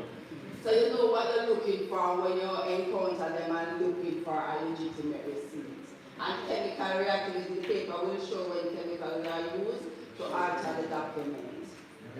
Look at the first copy, you will see some marks there. It's good to know what exactly you're looking for. Mentioned before, the book is only $800. As I said, they gamble that and drink off that for a bar in no time. So it is only it is only $800, 100 page. It is already carbonized and it is a triplicate. 100 pages. Enough finish so easy. Some persons who are unable to complete the receipt, you have dishonesty between farmers and the Larceny. As she mentioned before, we don't have to go over that. As the Larceny and the farmer, encouraging them to buy a receipt for them and establishing the quantity, asking them to put smaller quantity and to add other things on the receipt. We have those issues that we face with them. The book is not supposed to be shared, selling a leaf of the book. Yes, there are persons who do that, farmer. You buy it for $800, but Mr. Joe wants to sell it out fast, and the person decides, I'm not buying your receipt book. Quickly sell me a page of book for $1,000. Remember, farmer, when you sell this book, a serial number is on every page of the book. So it links right back to you.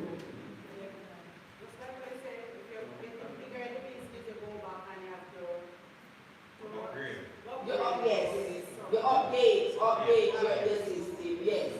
So even if you sell a page of the book, remember, a serial numbers on all the pages, so it links right back to you.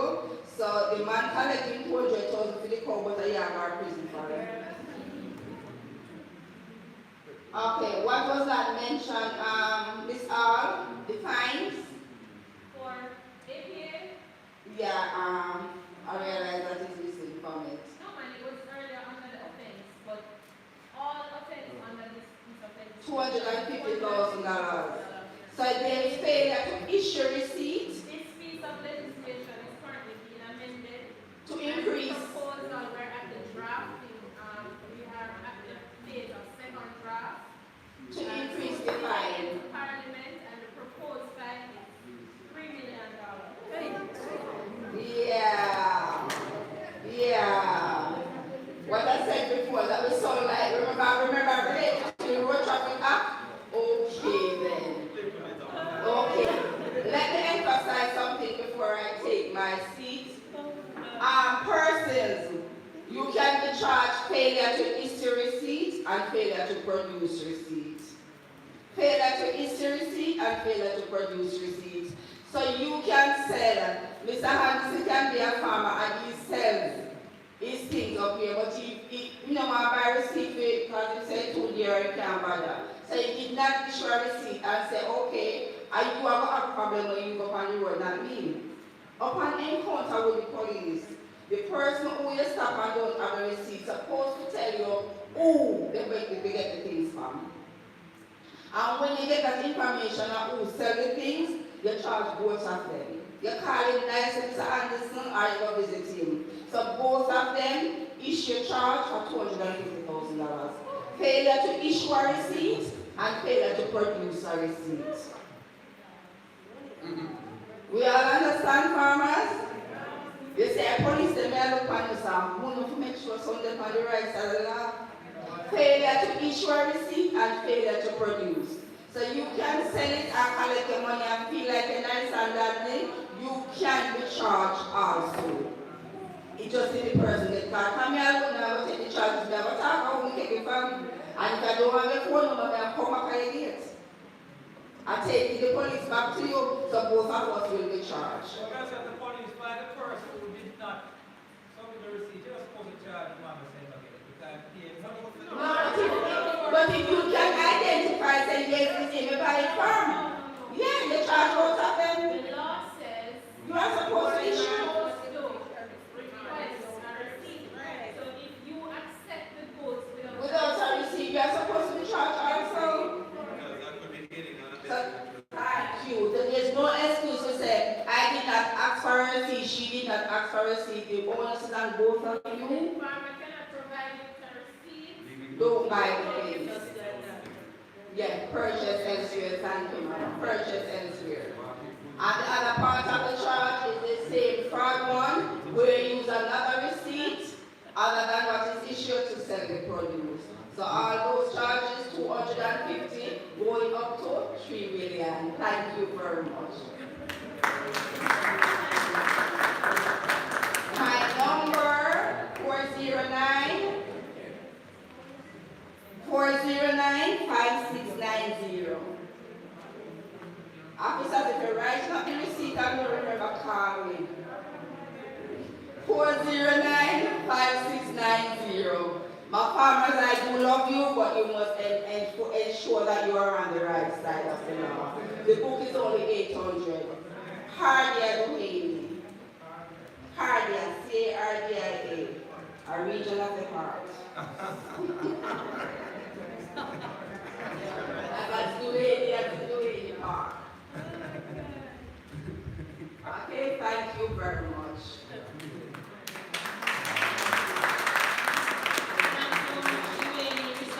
Your question was answered. All right, moving on. Our next presenter is Mr. Boyd from Veterinary Services.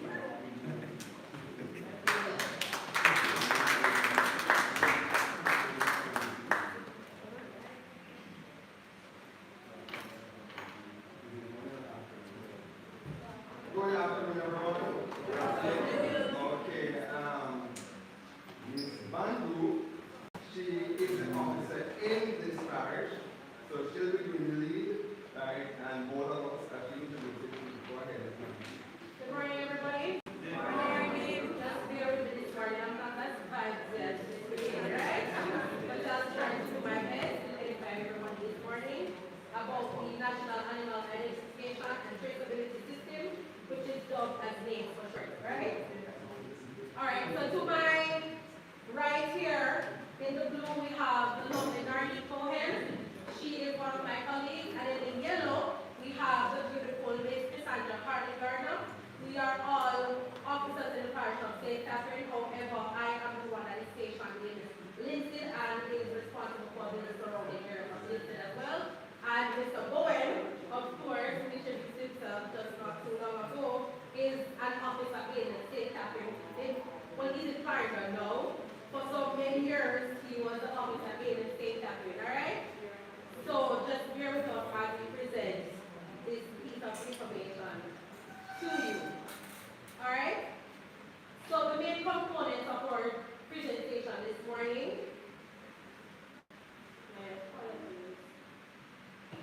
all right.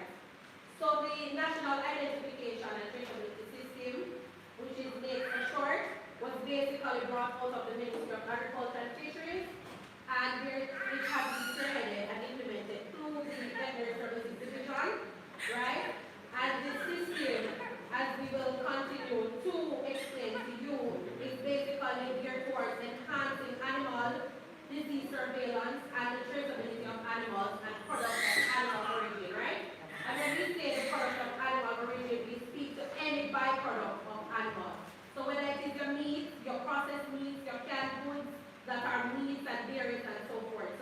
what we call animal origins.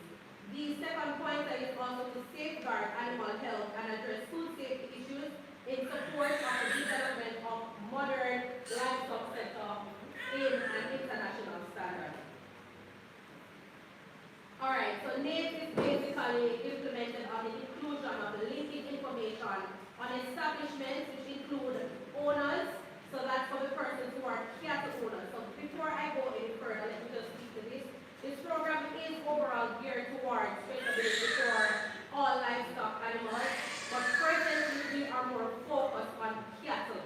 As we continue along, we will start to integrate all the livestock animals like the pigs and the goats and the sheep and their goats. Alright? So the establishments, which include the owners, the handlers, which may be your farm handlers who you have employed, or your managers, and also your animals, which are the primary plan that we have here, and the movement of animals through the NATE system, which is being updated to a database which will manage all of the information that we will present to you. Alright, so primarily it will employ visual ear tags, and we will have a photo, a replica of same that will show you exactly what we're speaking about. So visual ear tags, which is an identification device, which is a tag, a document, which is a bovine passport, and bovine speaks to cattle or cow, right? And it is issued simultaneously, this document with the tags, right? And this is accompanying your animal, which will be tagged. Alright, so if you look to my right, you are seeing here a replica or representation of the cattle passport and the ear tag, which will be placed inside the animals here when we go for tagging.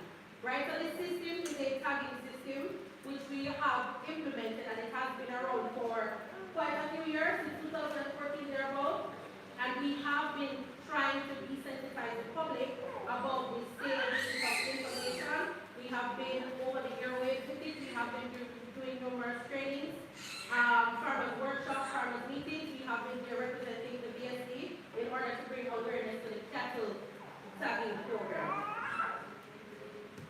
Alright, so the main components of the program include the registration of bovine or cattle animals and your establishment thereon. So your establishment speaks directly to your farm, where your animals are kept, right? And the identification of your bovine animals, which are represented with your ear tags and your passports. We also have the recording of data into the database system, and for the question and answer aspect of this presentation, Mr. Bowen will be more than happy to engage you in a more edifying version of what I will present here. Right? In order to be on the main system as well, the main components include animal movement reporting. So, like Mr. Haney would have presented earlier, like Mr. Fletcher would have spoken, in order to further move your animals, right? And it includes slaughtering. So let me just go ahead and do both of those. So in order to move your animals, in order to slaughter your animals, you will have to have an animal that is tagged with accompanying passport, which is your legal piece of document, in order to slaughter, in order to move, in order to sell. And before I go any further, I will say this. We all heard the importance of what it is to have a receipt book and to be able to produce or to issue a receipt, correct? Yeah. However, with your cattle, you will find that it has to come in conjunction with your passport. It is very important. It is mandatory to be moving your animals, to be selling, to be slaughtering your animals, accompanied by that passport. That is a legal piece of document which shows ownership of the person who is transferring the animal, who is moving the animal, who is slaughtering the animal. Alright? Alright, so the benefits for both public and private sector under the NATE system, it is to improve animal health. So we do focus on that through disease surveillance and notification, vaccination programs and detection, and also the control of disease. Also improving animal production through implementing herd health and breeding or genetic improvement programs. And finally, protecting public health through the surveillance for and control of zoonotic diseases and assuring food safety.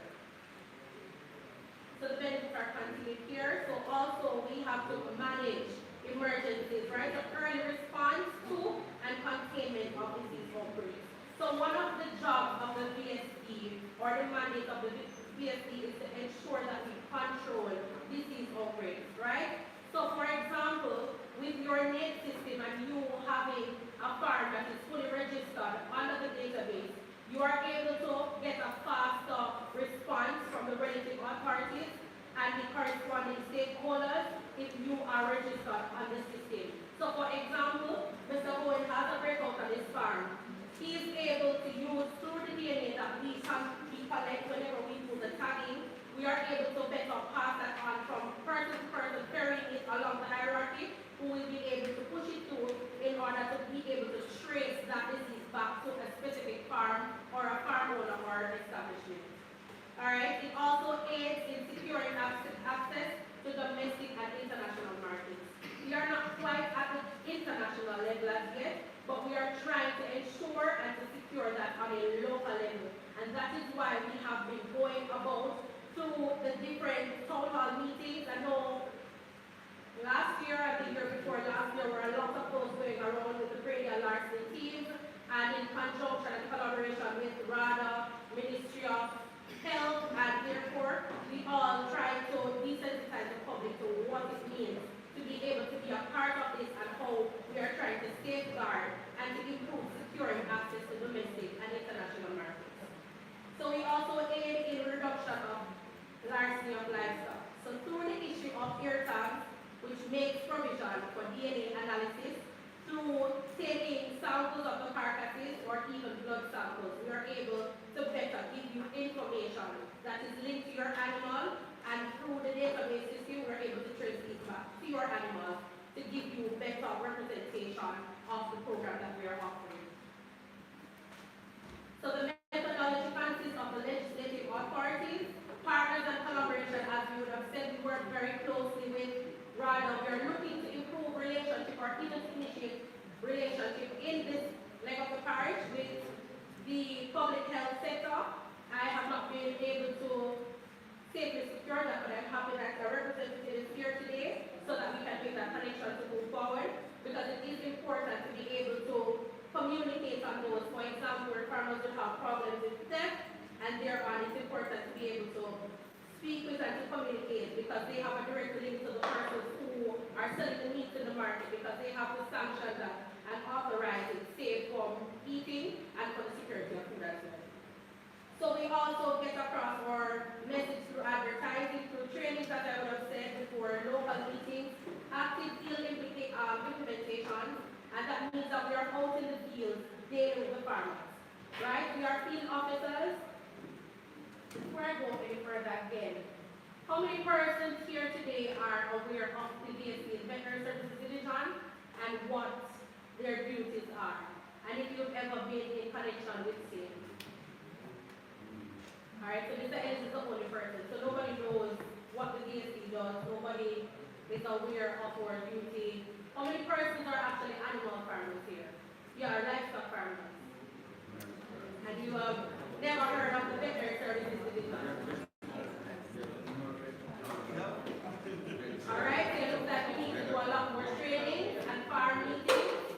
This is not my first time here, and I would have spoken very lengthily the last time I was here on the Veterinary Services Division and also about what the NACE program entails. Alright?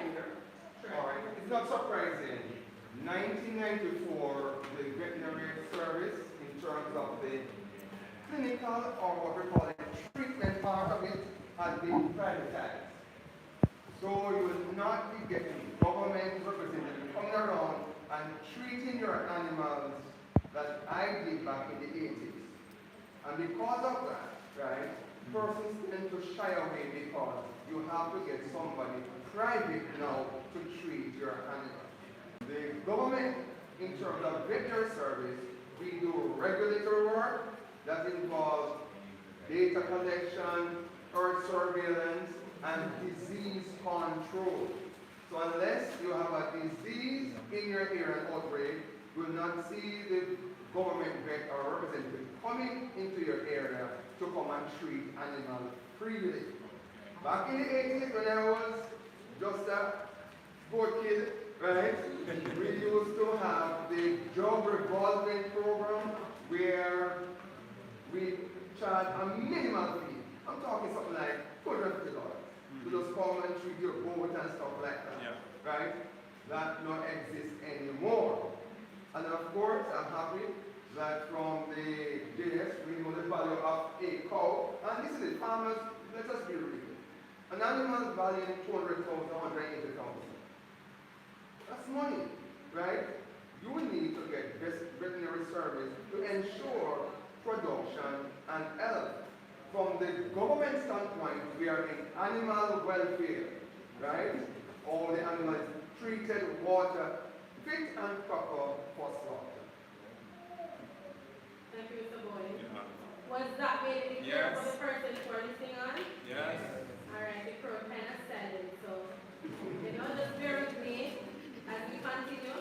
Alright, for achievement today. Alright, though many of you may not know of the program, we are out there, we are working, and we are achieving positive and good-looking results from the NAILS program, even though we need every cattle farmer to be on board in order to make the program a huge success, so that it is more beneficial to the farmers as well as the persons who are managing and monitoring the database that is covered under the NAILS system, alright?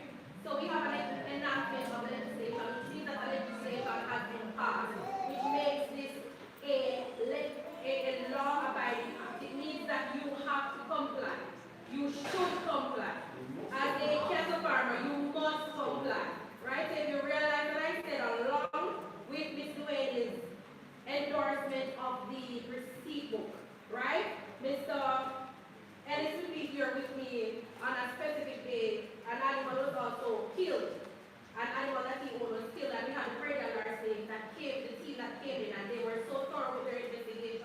Yeah. Then when they processed the scene, we were ready to go the full extent, all right? Thanks to Inspector Malcolm. Thank you to the Court Inspector over here, right? So this is a legal thing that we all need to participate in, as long as you are a livestock owner and for now a cattle owner. It is being implored upon you to ensure that your animals are tagged, because the service is free as it is right now. You don't pay 100 cents to tag your animal name. If you have 1,000 animals, it is for free. If you have 200,000, it is for free. But there will be a cutoff point, right? Because we do know that we have been desensitizing, we have been advertising, we have been advocating, and so it must come to a point where this free aspect of it has to be cut in order for us to be able to fund the remaining end of the project, all right? So today we have tagged more than 65,000 heads of cattle, all right? And this includes over 2,700 establishments registered. And along with the registered establishments, on the cattle census form that we take to collect ownership information, there is also a part on it where we do ask you for your ABIS number or your registration number with RADA. So we're just showing you that there's a partnership, there's a conjunction. So everybody will be working together. Information will be carried from one organization to the other in order to accomplish this goal that we are setting out on.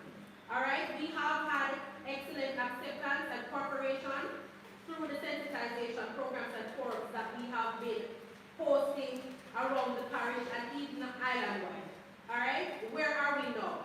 So sensitization is still on a national level, right? And that includes that aspect of law enforcement. And I am also happy to see the officers here today, because I don't believe that they are educated or edified enough on what the NAILS program is, if they are any at all, and what the whole procedure is that governs this policy, right?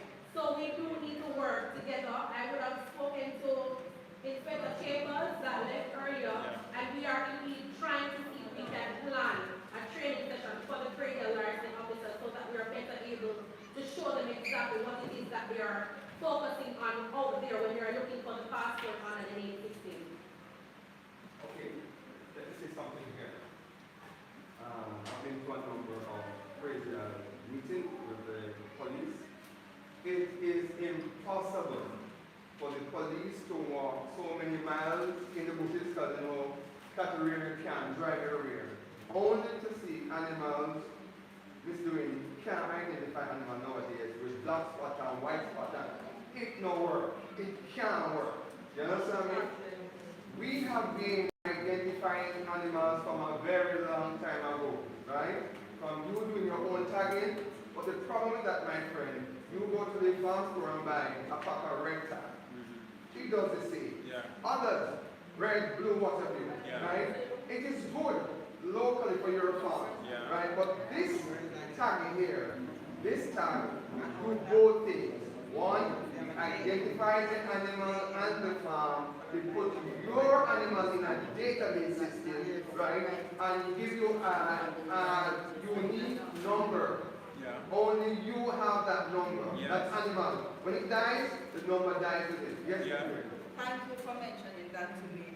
So when you have, for those who have animals that are tagged, if you are selling that animal that is tagged, you include the tag and the receipt. Yes. Even though you have the passport and you're selling the animal, you still need the receipt. Yes. So when you're completing the receipt, where you have the description part right there, you include the tag number on the receipt, okay? So if it's animals, you put all the numbers on the back of the receipt, the space? Yes, space is there, space is there. If you're selling 10 animals, you have to put the 10 not only that, so if you follow the numbers in sequence, Exactly. so if you So you have can animal, that. you can have animal 105 to animal 106. Yes, if you're going by sequence, if you break up the sequence, you have these 10 animals sequence, this one single animal over here, another sequence. So they are here to do that. And of course, assistants are there for you from the officers in the park. Alright, so we just back up a little bit for a quick look again at the type of passport. Now that Mr. Bowen would have explained that. So your passport and the tags that the animal bear, they are the same, right? The series of number that the passport bears, as well as the number that the cattle tag will bear, it's also on both pieces of items, which include the passport and the tags, right? So you do get a set of 2 tags. So each year will bear a tag, right? And that tag has to be in direct conjunction with your passport. So you cannot have tag 0014 and on your passport at the end here you have a passport for 0016. That does not belong to you.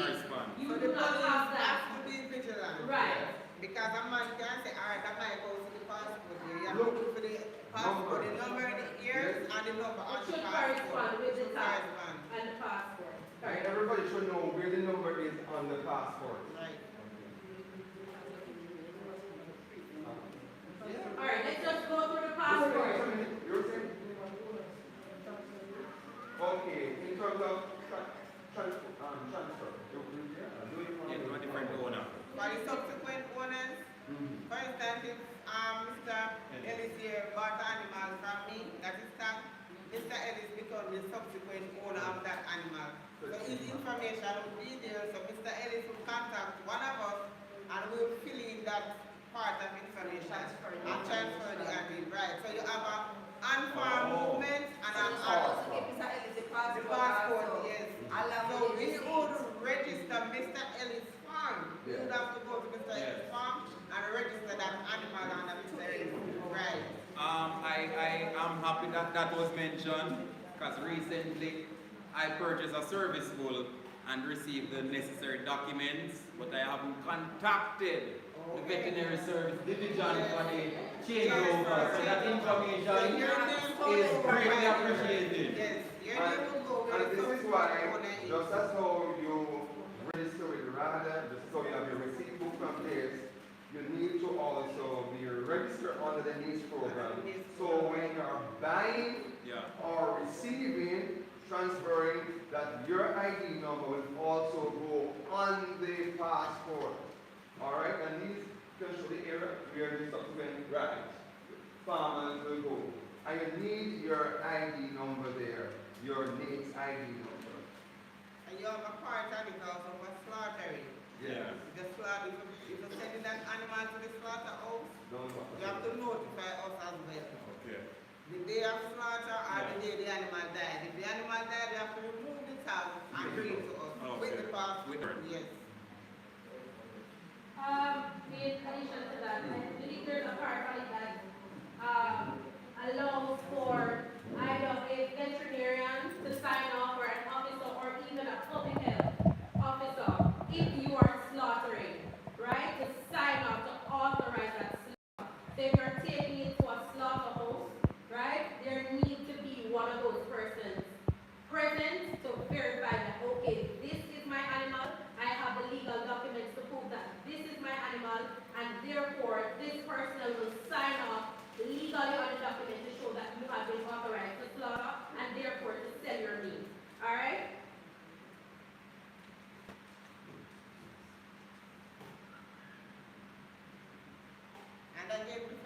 Bandu. I realize a lot of persons purchasing animals and not getting the passport. You must demand the passport.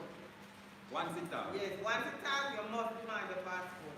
All right, so If that person cannot present the passport, let him go and whoever he buy the animal from to get the passport. And we're talking about cattle here, and just to be specific, you just mentioned in the presentation that it is mandatory that if you are transporting a cattle, it has to be stamped. So we get that clearly. It has to be stamped and accompanied with the passport. So that is clear, both to us and the police. So troubleshooting now, you tag your animal so long you can't find the passport.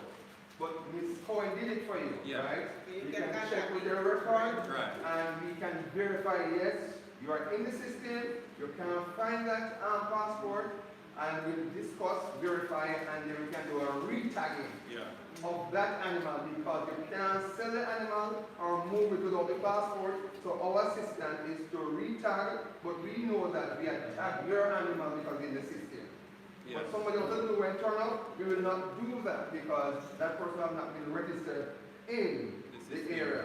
Another thing, I am over in Clarendon, I can't come and tag animals over in St. Catherine because my ID is affixed only to Clarendon, right?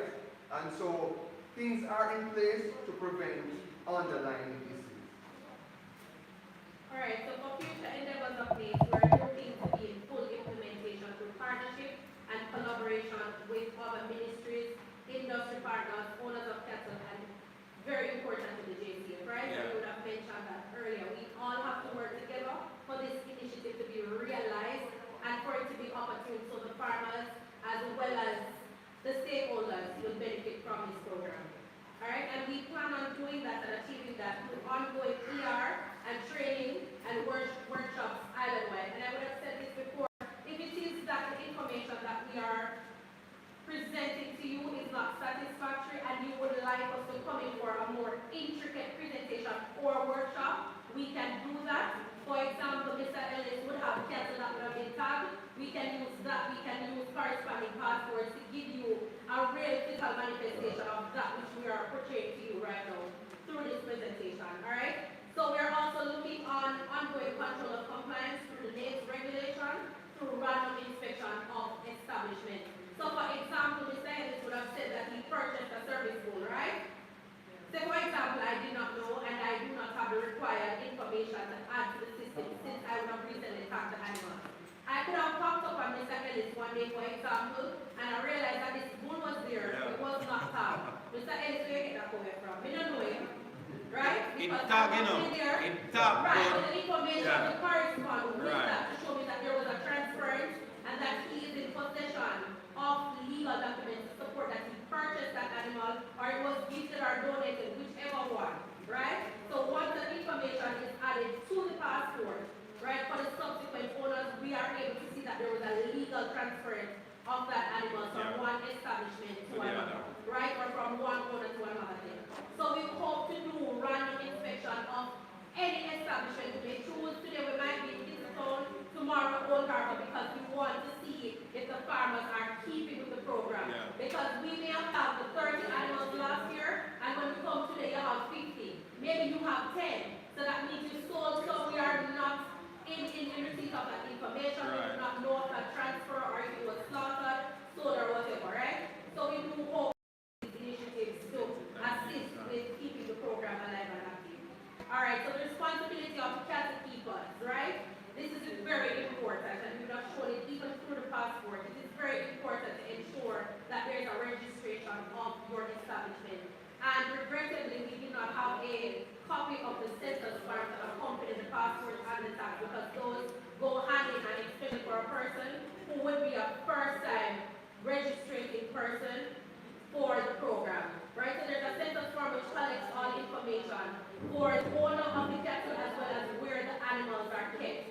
So your address may be different from that of the address of the farm establishment, right? And so we do hope to collect that information in order for this farmer to be registered under the NAES program. In addition to that, there's the identification of your animals thereon, which would be the tagging process, where we will come physically tag your animals, we write up your passports, we have the information, which would be then added to the database, and then the passport returned to you, so that your very safely, just in case you need to slaughter, to move, to transfer, to sell, whatever the case may be that you need to do with your animal. Right? So there's notification of safe events, which includes the birth, the death, movement, loss, or larceny within 7 days. So for example, Mr. Ellis lost his animal last night. By last night, as a matter of fact, for example, he would have called me, boy, we find out that the animal was killed and whatever. So next morning, bright and early, we are out with the team, that's the Praedial Larceny team, and we're gathering information, we're gathering evidence in order to see if we can comfortably trace this animal and to see if we can lend some assistance where Praedial Larceny is concerned. Now, this is a very time-sensitive process, right? So we can't come 2 weeks later and I tell them, why is one way and say, oh, we dead and then TV. We can't do anything about it at that point in time. DNA samples are not viable at that point in time. And pretty much the crows would have descended and gotten all the evidence anyway. Right? So this is very time sensitive and within 7 days, it is referred. Bandu, can I say something? Right. I am running with a farmer in Oldham, in St. Catherine, Oldham, on that side. He couldn't find some of his animals. You know what happened? His neighbor stole the animals, slaughtered the animals, buried the egg and the intestine. So, after a time, the dug up and something. So what he found is the tabs. The tabs with the animal ears. So you realize that those animals are his animals. So that case is before the police right now, as I speak. I think at some point I think they locked him up and something like that. But because of the name stock, he could identify those animals and he presented his passport to the police.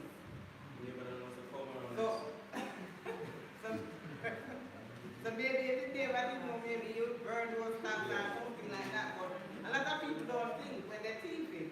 They don't really think. So they just, so it's like they don't really think it. Yes, I'm actually idiot thing. Yes, I know it is before the law. And another incident, the police from Oldham police station called me about the animal that went on another man's farm and do some damages. So he took a photo of the ID, the tag. So when the police called me, she read out the numbers. So you know what I have to do? I have to call the farm and say, Mr. So-and-so, listen, go to the police station and leave it that number. Me and that police business right now. That is like your animal dance. So go and start it out. So it is important while some people are refusing to talk because they know the animal roam and cause problem on the road. So at the same time, they can identify, right? So some people don't want the animals to be tagged because of accidents, right? They roam on the road, damage motor vehicle, right? And it's happened on the highway as well. You have the highway authority called me. Yeah. It's a farmer animal do some damages on the highway to somebody vehicle. That's it. Question there? I can travel to your animal in my car. Yes. Not to be little your animal and you say, you have a trap me because you little your animal should I can charge you for your animal being on the road vehicles. Okay, so a question over there. Okay, so with all that being said, just want to find out, does the entity, is there any compensation that the entity provides for a loss? Maybe somebody stole your cow and it's not traceable, you can't find it, nothing. Good question. Okay. We pay our taxes, right? We pay taxes, right? How many persons are dropping a pothole and lick out your front end and burst your tire and right? You get nothing. There's no compensation for that. Alright, so I want to address the elephant in the room here now. Mahatma Gandhi said, Sorry, before you move on, you insure those animals? Is there an entity that insures? No, there's no insurance. no. Alright, Mahatma Gandhi said that the Bible is one of the greatest books he has ever read, and he's an Hindu. But at the same time, he asked the question, how could the people who had the Bible really enslave other people when it's a book of love, forgiveness, and goes back to farmers. Here you have a program.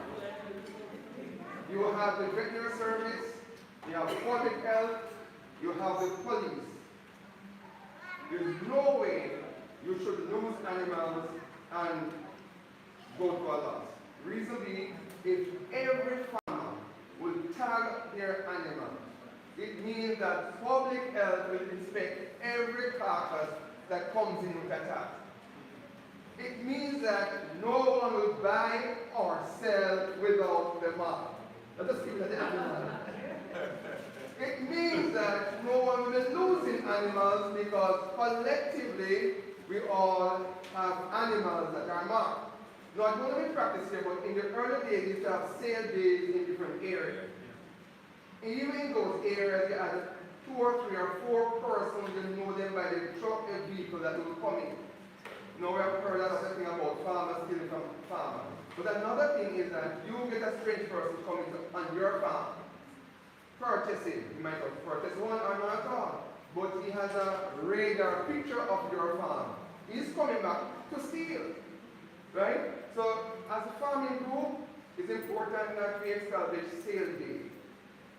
Within the group, we use 3 or 4 trucks that only person will sell animal to. Or sometimes, right, we recommend that if you're going to buy animals from this area, check Clyde, check Tony. You understand me? Because these persons will know you and you know them. The problem is when you use strangers from all over coming to your place, view your place, you understand me? Coming back tonight in your place.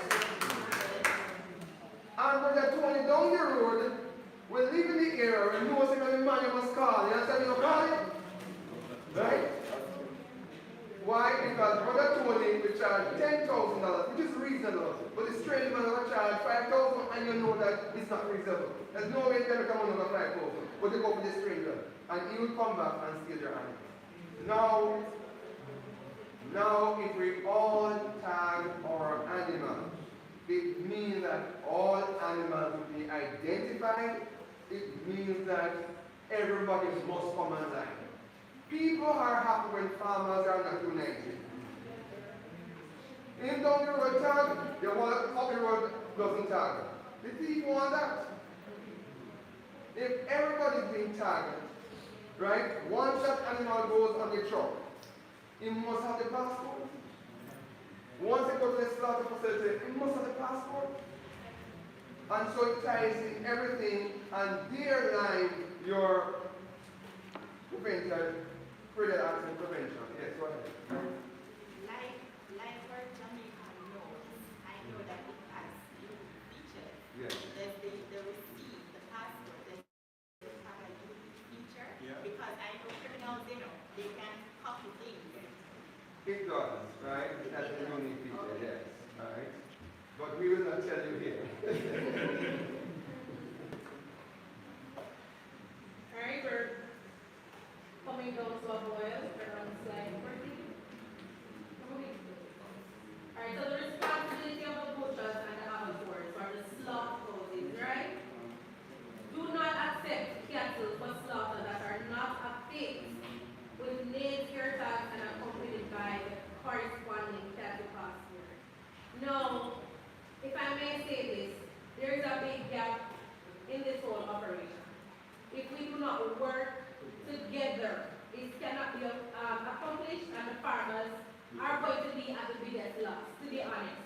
Because we do know that there are a lot of falsified documents, and friend will do this, and friend will do that, right? So it comes down also to integrity as well, right? So as long as the stakeholders and the different entities are corresponding and communicating and everybody gels together, then information will be able to pass fluidly from one entity to the other, and thereon ensure that the farmers are benefiting at the best possibly from this program. Alright? So it is for that. So if there's anybody that has an abattoir or the slaughterhouse, you have to ensure, as Mr. Bowen just emphasized on the entire process, make sure that the animals that we are receiving at the slaughterhouse bear a tag. Because for example, had the meat shops or the slaughterhouses in the market been open on that day, now the police and and myself, along with Mr. Ellis, we would have gone into the various abattoirs to inspect for meat, right? Chances are these animals were not brought through that tag. And as Ms. Cohen said, the heads were removed from the animal. So if there was a stricter protocol, I'll get to you in a minute. If there was a stricter protocol, which it is that we're trying to work towards accomplishing, in ensuring that all of these tie together, with ensuring that the legal documents are signed and integrity is held from each party, then for sure, thieves would not be so inclined to steal people's animals, because the fact that they are not able to legally produce ownership, which is the passport accompanied by the tag, right? Then they would not be able to sell any meat that people would then buy, right? You had a question? Yeah, man, just to be sure, NATES is the only organization that does this tagging. The NATES program through the Ministry of Agriculture and Fisheries, created by the MASD, yes. We are the only person, so that is one uniqueness also to this entire program. We are the only person that is, the only entity that is offering this kind of a service to you. And as I said, if you are interested in getting more information, you can contact us. We will pass you on to other persons in the hierarchy who will be more than happy to give you additional information that you may need from us that we may not be able to give you at hand, right? Alright, so in continuing, we also are trying to ensure that you are responsible for verifying ownership of the cattle using the ear tag and the passport system. So simply put, you get your animal name tag, you get your passport. If you're gonna slaughter, if you're gonna sell, if you're gonna transfer, that animal is accompanied with the passport because it would have already been tagged, right? So if the police officer stop you, you are able to show, all right, my animal bears this tag and my passport contains the same number. So if you have 1,000 cows on this one truck, for example, you have 1,000 passports. Each animal, just like yourself, bears a single passport. So the two animals can have the same passport. Right? So a man can transfer 2 animals and only have 1 passport. That is not possible. Right? So you have to have 2 separate passports, 2 separate animals. Right?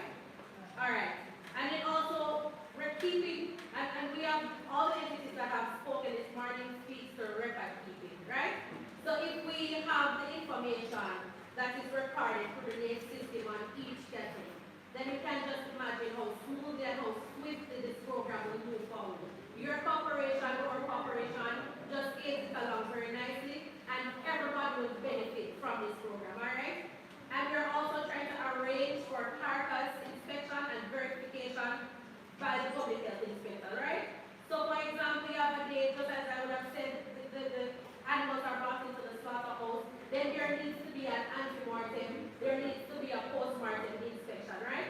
And your public health inspector should be there. If you are interested, you can contact the VSE because we do need to retrieve the tag for animals that are stolen. For example, if they would have left the head behind, we need to get those tags back if you are able to reproduce them, right? It is important to do same, right? So if you are contacting the various parties that are involved in this initiative and you are updating them and communicating with them ably, then we should all be able to come to a suitable agreement which will best benefit everybody. Alright, so the responsibility continues, and this is the last point up. It is to ensure compliance to the Animals and Diseases and Importation Act and regulation. So that in itself too, we can have a training and a presentation on that to give you more information on what this is. And also this information, should be readily available online. So if you should Google the Diseases and Importation Act and regulation, that information should be readily there for you. So if you are able to read, you can do that. And if you would need additional information for us to simplify that, then you can contact your various party, which is your leader of the farmers group, or if you have my contact or another person in the parish's contact, and we will make arrangements for a workshop or a training to be done so that everybody can be edified, everybody can be happy, and everybody will live under one nice cool umbrella to ensure that this program is sheltered from thieves and from Praedial Larceny at large, alright? Alright, so I will just skip this part because it's basically speaking about the regulations. As I said, if you are interested in more of this information for it to be simplified, which may take a little longer, then we are more than happy to come in and to give you additional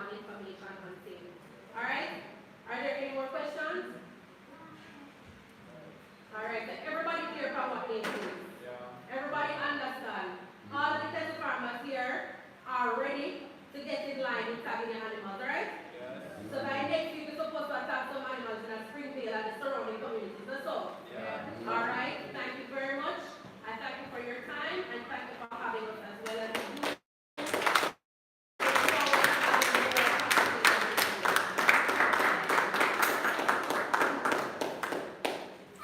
Alright, so we are going to be having a presentation from Mrs. Morgan Dunn, the veterinary inspector. No, sorry, public health inspector. Different place.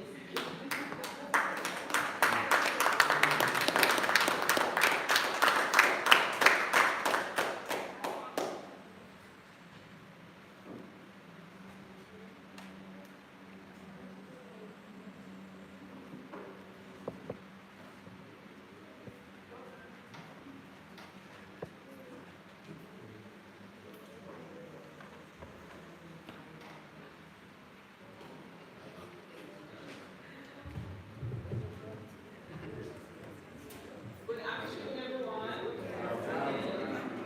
Alright, so I am Antoinette Morgan Duncan, one of the public health inspectors assigned to this zone. Has anyone seen me before? No. No, ma'am. Welcome. Thank you, thank you. Alright, so I have been in this area. Actually, I'm an inspector for Bogwal, right? So I work this area content, high mountain Bogwal, right? Mostly, I believe most farmers have not seen me before. I am assuming maybe because there's no slaughterhouse around here, right? Most times I am engaged with the food inspection. So if you're a shop operator, chances are you would have seen me come to your shop and tell me about licensed food handlers and so on, right? As well as burial site inspection, right? Because that's another arm that we engage in. I'm no stranger at all. All right, so I am tasked to do a presentation on butchering protocols and food safety. The topic I have there is very wide, so I'm going to do my best to narrow it down in speaking to the protocols in relation to Praedial Larceny.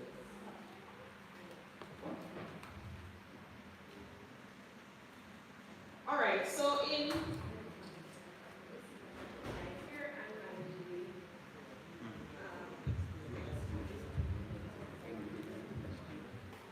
right, you can still hear me, right? Yes. Okay. All right, so in introducing, so public health inspectors would fall in the parish health departments, right? So at the head, we will have the Ministry of Health and Wellness, right? Which goes further down into the regional health authorities. I know we may have heard that term before. So we have the Southeast Regional Health Authority, we have the Western region, the Southern region, so there are four, right? So our sector would fall under the Southeast, Sierra, right? Sierra. Then it comes down to the parish, right? As you know, there are 14 parishes, but there are 13 parish health departments. Anybody can tell me why? Right. So Kingston and St. Andrew health department is one, right? All right, so just an overview in terms of food safety, right? So the aim at the end of the day is to ensure that whatever animal comes to the slaughtering facility, it does not bear a mark if it is not, if it has not been inspected and passed fit for human consumption, right? Bear in mind that not all animals who approach the slaughtering facility will bear a mark, right? Because sometimes there are conditions which would warrant condemnation, right? Or sometimes bruises may occur, different congestion and so on, right? So depending on the nature of what is happening at the animal, the inspector would make an assessment there, right? Sometimes it warrants us disposing of the entire carcass. Sometimes it warrants just quarter of that carcass and half of it, depending on the type of inspection that is done, then they determine what is done with that carcass, right? So if everything is okay, we issue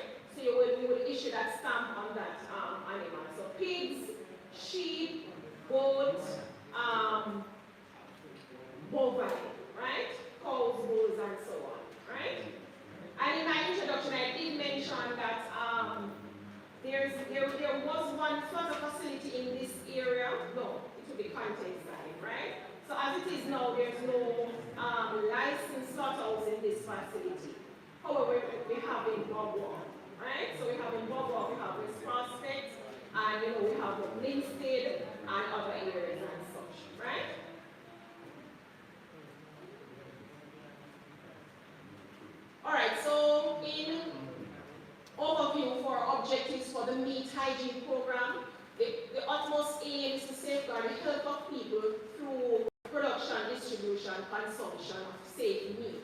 So basically from the farm aspect up to the point that where consumers will purchase their meat. You want to ensure that safe food is practiced there, right? And chances are, 99% of the time, right, it stems from the primary aspect. So you as our farmers, we depend on you to ensure that the animal is in good keeping, right? Good keeping. So chances are if the animal is good at that primary aspect, when it reaches the slaughterhouse, there will be no much issue, right? Unless maybe there are the issues where different species are mixed during transport or something to that effect, right? But no detrimental cases where you have to throw away the whole carcass and all of that, right? Also in preventing avoidable meat losses and promotes conservation of livestock resources, right? So it's a whole thing, right? The whole aim is that you don't want to invest in your animal, and at the end of the day, when it reaches the slaughterhouse, it has to be thrown out, right? That would be good business, right? So we encourage farmers from the primary aspect, just do what you have to do, right? And as my previous presenters mentioned, it's we have different divisions responsible for different aspects and services, right? So the whole aim is for intersectoral collaboration, right? From the primary aspect, coming down veterinary, coming down to public health, right? I must say there are some large gaps, right? And I am thinking that the aim is to shorten those aspects, right? As was mentioned earlier in terms of public health, we often conduct ante-mortem and post-mortem inspection. I must admit that for St. Catherine, ante-mortem is not widely practiced, right? And that's our whole presentation to itself, right? But definitely post-mortem, that is where we go to the slaughterhouses or the abattoirs, do our inspections, and then make a judgment in that regard, right? Hygienic transportation of meat to butcheries or markets, right? That is taken into consideration as well. I had previously mentioned, right? So we ask persons to do mixed species and in that regard, right? Ensuring hygienic state of butcheries and meat markets, right? I believe for Bawa meat market, that is not in so much operation, right? So I believe the closest one would be, that side would be a Linstead meat market. Has anybody been there recently? No? Not really?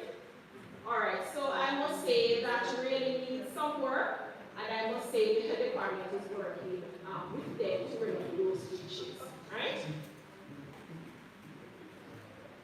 Ensuring appropriate meat storage conditions before they reach the consumer. So by right, that animal at the slaughterhouse will be somewhat at room temperature, right?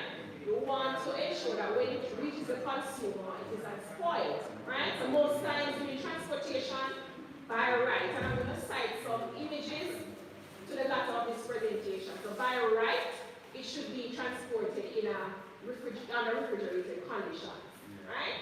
So most times we see the opposite happening, right?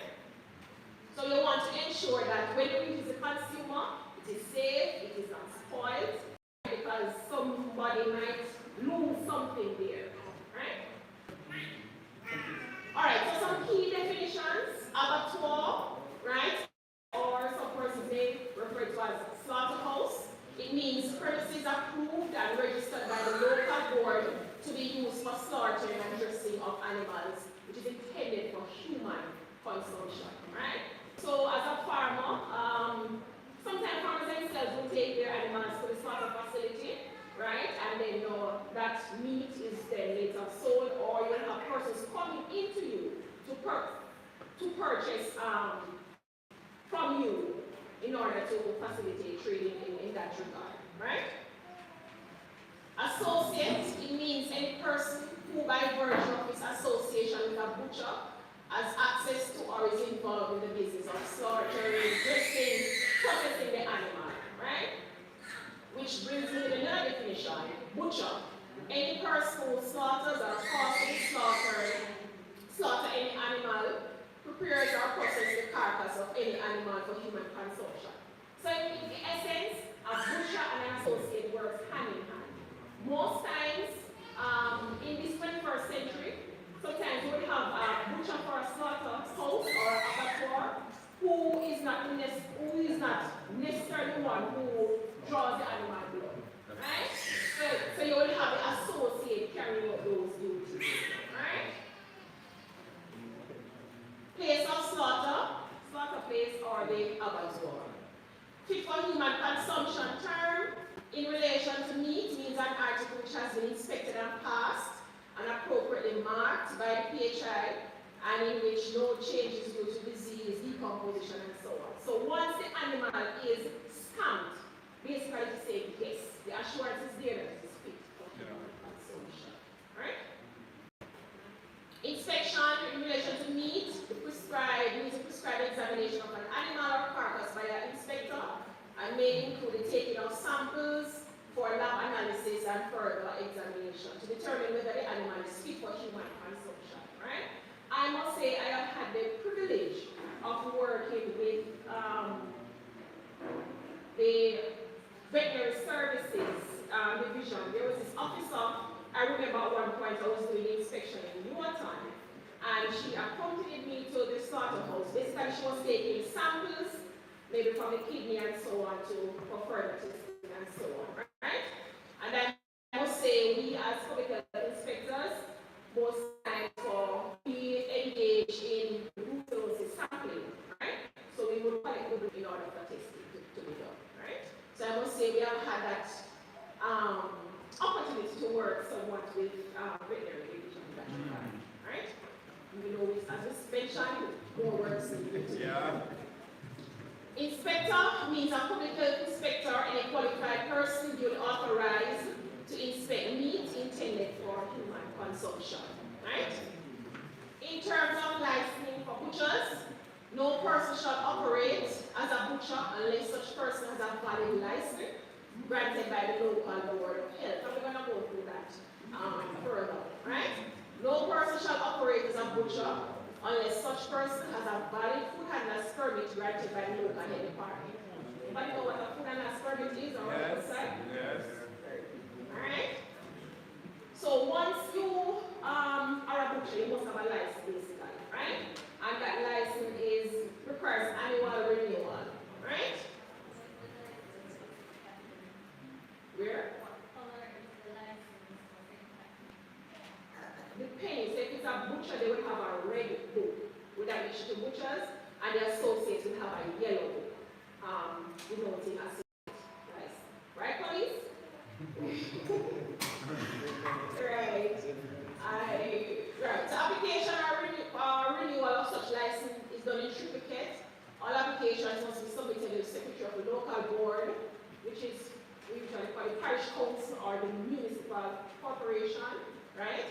2 photographs must be taken and the appropriate fee. I must say for butchers, I believe the last fee I think was $3,000 for butchers, and their associates or assistants would be $2,000. I believe it has not been somewhat revised, right? And we all know that once you have intention of being a butcher, you must have identified a slaughtering facility, right, or you will have one. In essence, so for example, in Livingston, there are several butchers assigned to one slaughtering facility, right? So sometimes, based on adequacy and so on, assessments are done, right, for determination to be made, right? The secretary of the local board or the parish council or the municipal corporation, right, cause one copy to be delivered to the medical officer. So in essence, if I am a butcher or an associate and I'm interested in having a butcher license, right, get the pictures, complete the form in triplicate, and I take it down to the parish council office in Spanish Town, right? I believe there's an application, or in some cases they ask you to write a letter of your intention, outlining such and such, right? That application is forwarded to the relevant authorities, right? Investigations of police, public health, I believe, right? Right, so inspector of police notify the applicant of the time and place affixed for consideration and such. Right? The local board at receipt of an application shall conspicuously exhibit a copy of such application to the front of a post office or any other public building within the district. Right? I must say, somewhat, I don't want to blame the pandemic, right? But in some cases, some things have changed somewhat. Because going further into the presentation, you will realize that our regulations are very old, right? Some of them have been in existence 1989, 1998, right? I believe the food handling regulation was the only one that was amended recently, and recently was in 2013, right? Where the fine was moved from I believe $100,000 to $1 million, right? So our regulation is in dire need of upgrading, right? Objections to granting a license must be made 10 days, right? Prior, must be in writing, as I mentioned earlier, must write a letter stating such, right? State the name and address of the person making objection, state the grounds for objection, right?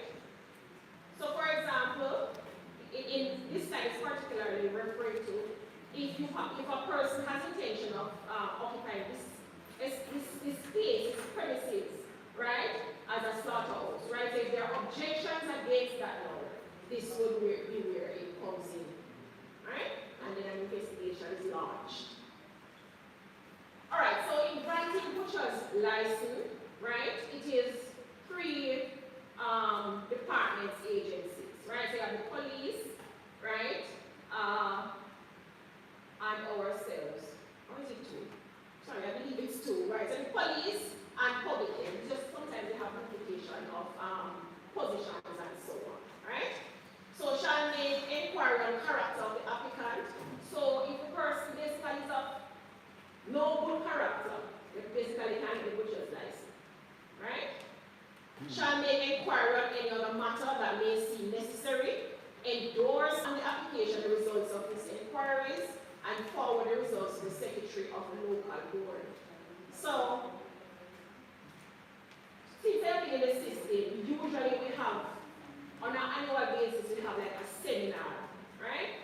So most time, butchers will complain and mention that you have to go here, you have to go to the police here, then you go down to parish council, then you come back to public health and so on. So at one point, we used to have where we just post one day and all agencies come together, right? So it's basically 3 in 1, right? 3, police, public health, and parish council, right? So you would come, once you're renewing or your first time, right, you go to the different aspects. Sometimes the draw is that, for example, we're hosting it in Livingston, and there's a slaughter facility in Springfield, right? The police in Livingston may or may not have been familiar with the person for this aspect, right? So sometimes there are some drawbacks, right? The medical officer, which would be public health, right? The premises meet public health standards. So in essence, once the application is made for a butcher's license, right, we would cause an inspection to be done at this slaughtering facility, right? Check the exterior, the equipment used, sanitary conveniences, environment, sewage disposal and waste disposal and such, right? Equipment or facilities are sufficient and meet public health standards, right? Back in the days, used to, for example, use steel as hooks to hook the carcasses, right? As you know, steel rust and so on. So there's some changes that we normally recommend stainless steel, right? Counters and such. So it all depends, right? The method of transportation of animals, carcasses, meat and storage is not likely to allow contamination, right? So not only the facility we cause inspection, we inquire how is it that you're going to transport the carcasses from point A to point B, right?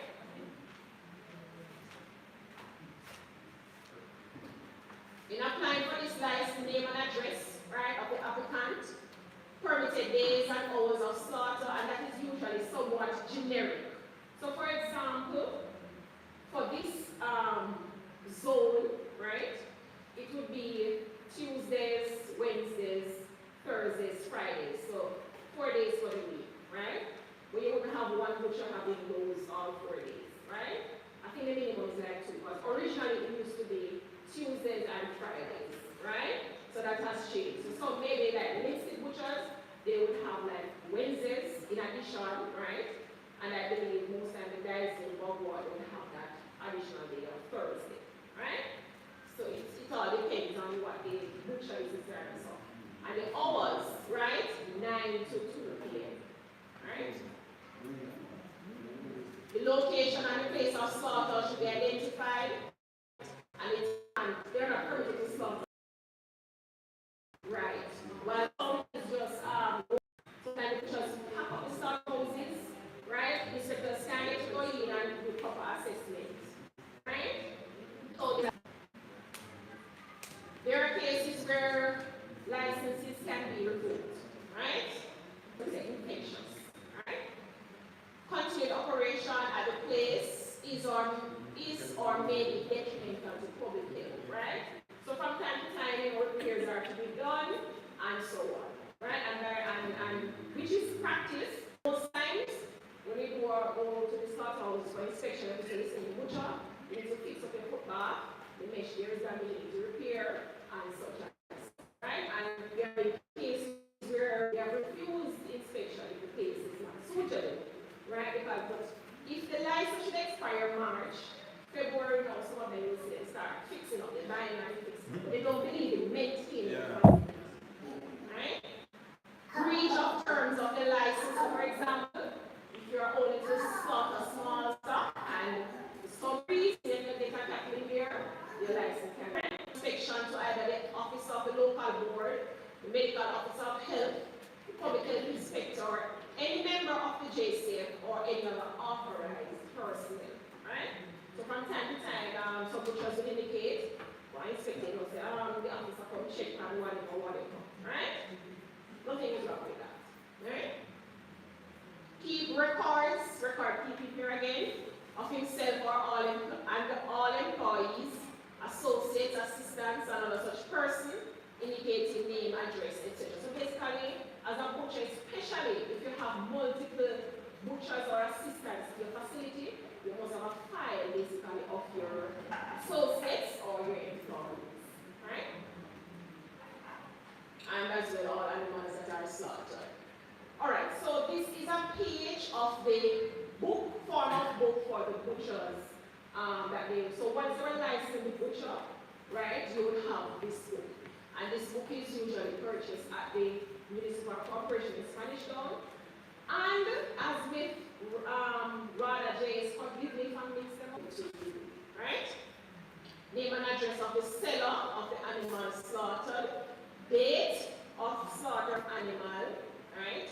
Purchase price, place where meat of the slaughtered animal is sold, and it was amended to include, so that last column, you would have where the public health inspector would sign to say that this animal of this description, whatever, was inspected and passed at this facility. So usually they attach or signature and the date, right? So most times, inspectors will be the one to complete that form, right? Usually ask for the receipt, right? So on many occasions, they have seen the JA's receipt, they would ask, present it to me, and based on the information on that receipt, matching what is inside that slaughterhouse, you write it up and then you sign, right? Duties of a butcher. Allow the inspector to conduct inspections, right? Must take animals to place of slaughter at least 6 hours prior to slaughter. I must say, sometimes that takes place, and sometimes depends on where the slaughterhouse is located, because persons would again complain of theft. They carry your animal prior to slaughter before the 9 o'clock, whatever, and when you reach there, there's no animal there, right? But at least we encourage persons to take the animal ahead of time so they can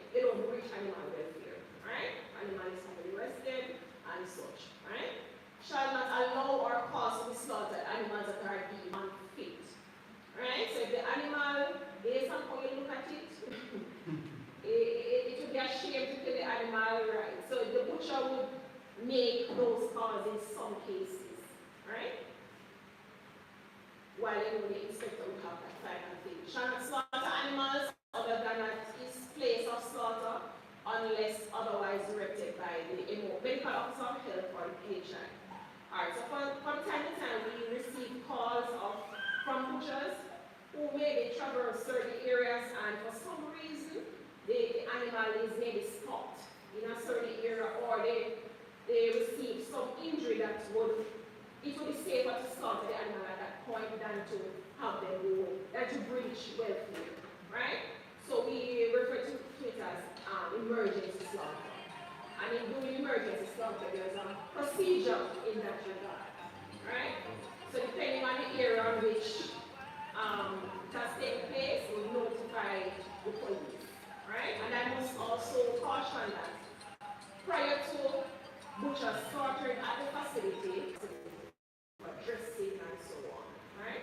And in all of that, you must be in dialogue with your public health inspector, right? You don't want to dress the animal there, and you're there waiting, and nobody shows up, right? So you want to be in dialogue in that regard. One final, I think the next step will digest. Okay. The one in the finger plant and Do you think that? Alright, so that's interesting. So for example, right? When you dress the animal, you take off the skin, you take out the intestine, and clean up the skin, right? Yeah, and they look pretty. Presentable, yes, presentable, right? Each parish has a unique letter and number that is assigned to each public health inspector that is engaged in meeting. Right? So in those 1989, in those era coming up, there we used to have, let's say we had some board stamps, right? I not. And as I had mentioned, the butcher's book is basically that sheet that I showed you with multiple pages, right? And also everything that I'm here telling you is available online. So even though the regulations are so old, they are available online as well, right? So the butcher's regulation, food handling regulation, meat inspection regulation, and such, right? So visits are done of approved slaughter places regularly, and the inspection of butcher's records are done. And I can tell you that there have been cases where I've gotten calls from butchers saying, yes, police came by and this was an issue that police had and such, right? Checks of vehicles used for transportation, so periodically those are done as well, right? And I tell you there sometimes are some unregularized ones, right? But I must tell you that we do what we can, right? And sometimes we do submit a report, and sometimes you're at level 2 or at level 3 officer here, and I just channel it up, right? Sometimes it's the chief and the deputy chief now, they will make a decision on what needs to be done, right? So for example, now I can tell you that there's currently a slaughter facility who has been operating, in an insider condition. Most of the inspectors go there, they give recommendations, and by the next week, things fall already.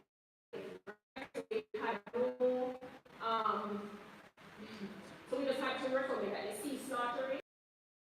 Alright? So from time to time, sometimes that's the action that we have to take. Right? So the butcher's license is valid for 1 year, and usually it expired the 31st of March. And this, I can categorically say that because of the pandemic, right, this has been thrown offline somewhat, right? And for the last 2-3 years, that has not been the case. I think currently, our butcher's license would have expired August of this year, right? But I know plans must be in place to get that rectified, right? So as I mentioned, these are the regulations that governs us, right? So it's no secret, it is right there. Most times, all of us, if not most,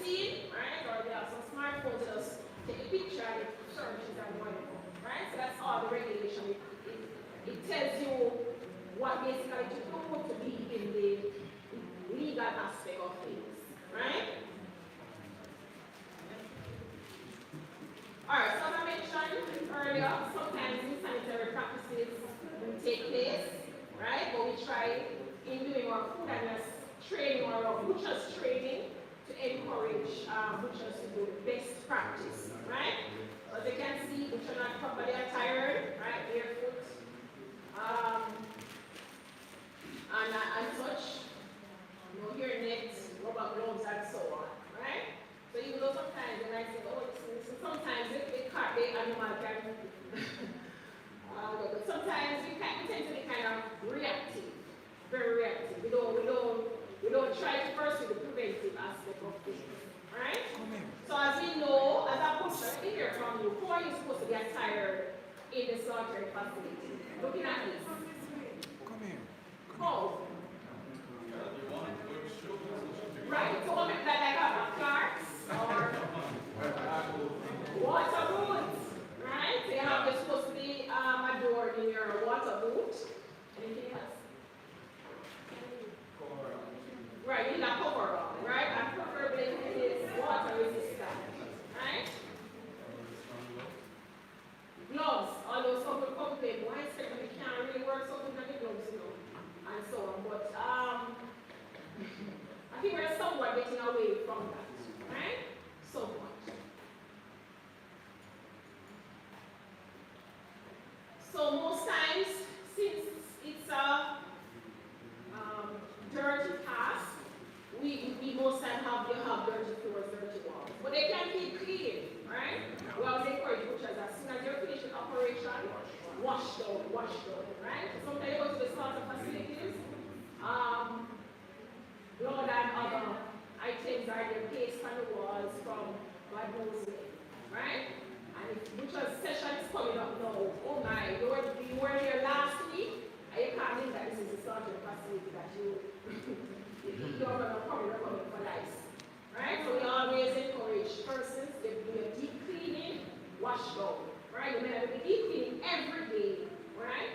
But if you're a butcher that slaughters maybe 3 times for the week, right? I don't especially on 4 times. So 3 times on this side, at least 3 times, right? On a weekend or 2 weeks, whatever you do, thorough cleaning, right? Take away problems and such, right? And as I mentioned, persons will just have a fan, right? Or something that they think they can show in the carcass in and just have it falling to close the curtains, right? So as I mentioned, this is should be a very collaborative effort, right? So for example, public health inspectors. So there's just one inspector that covers for Bangor, right? So that therefore means that person would not be a super person, right? Tuesdays, Wednesday, Thursday, Friday, those are slaughter days, and public health inspector is expected to be there, right? Mind you, other things are happening, right? There are site investigations, right? Food inspections, right? Possibly food handlers trainings and such, right? So we encourage persons to be vigilant, right? In that regard and to help as best as we can. If you see breaches and so on, right? The Lindsay Public Health Office is there, that is located right at the Lindsay Health Center, right? You would make your complaints there, right? And we can take it from here, right?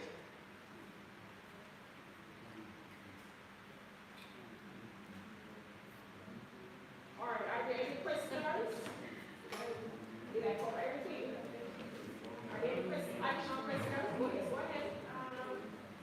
Sorry, but the start of our study because it says they are going it's not coming to all of them that result take care of.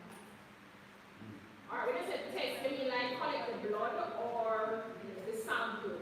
The inspection. Or because I know sometimes when a person said test, they mean that the inspector goes there and actually decides in the living room. So let me just try to cover everything. So when you go to the slaughterhouses to do the inspection or the testing, right? We check for the lymph nodes. And for persons familiar with the anatomy and so on, we check the lymph nodes, right? As well as we do visual or we do incision or we feel or palpation and so on, right? So if everything is okay, we start the animal and that's it, right? Cases where it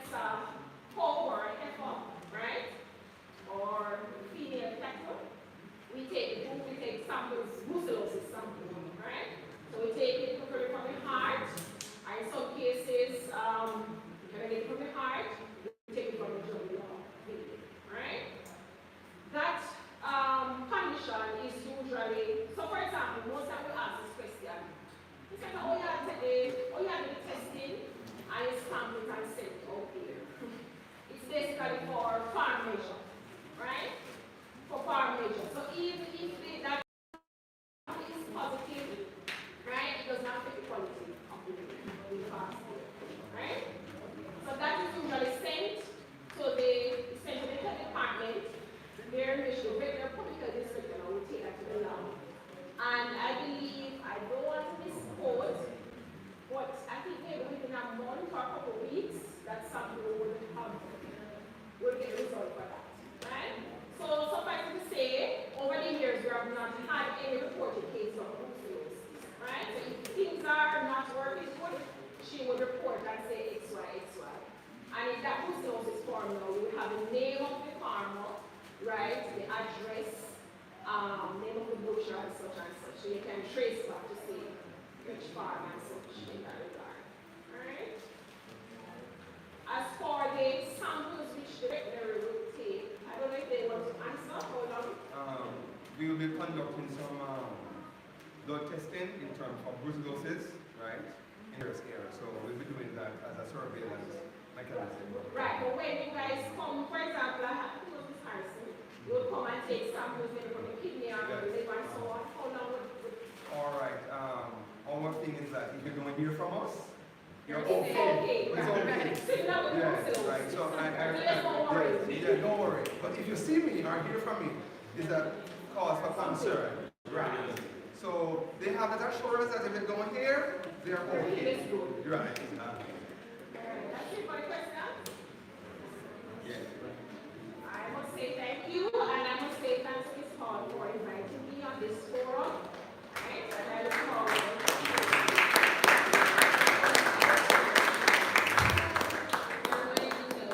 So, if you're following on the agenda, you'll see that Mr. Ellis is next, but I'm going to invite Mr. Corey Prince from SPC to come and make his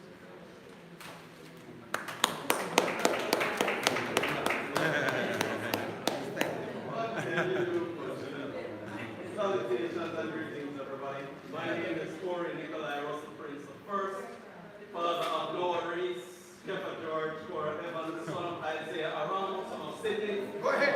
son of George, son of Kwame, the seventh son of Africa, and we are Yoruba. I'm sure that you're about 7 years old. It's me at the names of my three sons. Yeah. Alright, so I'm actually I want to say the new community development officer assigned to 5 communities. Angels, Bogwalk, Arkansas, Glendale, and Obrats. Now, most community development officers with the SEC have 4 or 5 communities. I feel a little bit cheated because if you look at Bogwalk, Bogwalk is about 5 different communities by itself. And I'll tell you why. For anybody who knows Riversdale, right bottom side of Broad, that's one border of Bogwalk. If you know High Mountain, that's another border of Bogwalk. If you know Lucky Valley, that's another border of Bogwalk. If you know Barry, that's another border of Bogwalk. We are here in Bogwalk. Bogwalk was small. It's the biggest community I've ever been assigned to, and because of that, it is easily one of the hardest communities to work in, not because of the people, but entirely because of the size. Now, because of that, I want to create what I call a content district development committee. I want to start a bit to separate content and the districts therein from Bogwalk, because the only things you really have in common with Bogwalk proper is your children may go to high school, and every now and again you might go down here to use the bank, or you may go to get some shopping done. But generally speaking, many persons here are not related to people over High Mountain, or Lucky Valley, or Berwick. You know what I mean? So I say that to also apologize. If you don't see me it's not because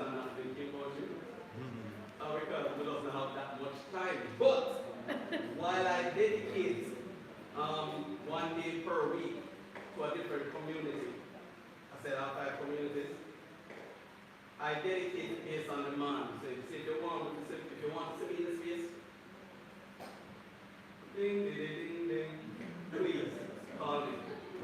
I spent the better part of about a month and a half in Glengar because I'm doing a profile for Glengar. The profile almost done. So once that is sorted, you're going to be here more often. But why I said that, I want to do a committee for content. Content, we're looking at original place was content. So we're looking at Bullock Mountain, Trafalgar, Gibraltar, content itself, Bowers Wood, Landmark coming down, Springfield, Barry, and all of the adjoining spaces.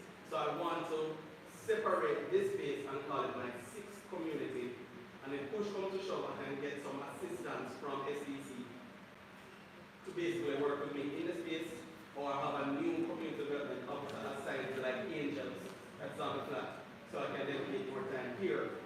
Another reason I want to form this district development committee, you might even call it EDC, is for reasons like this. You have a lot of farmers in and around the space.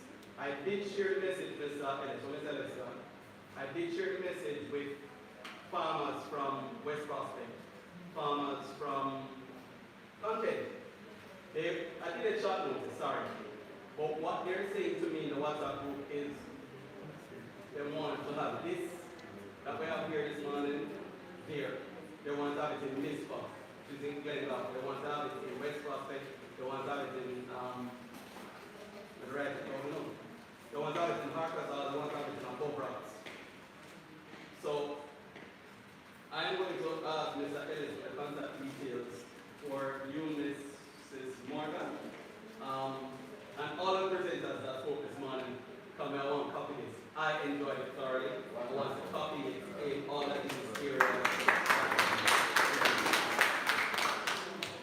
Alright, the other thing is this.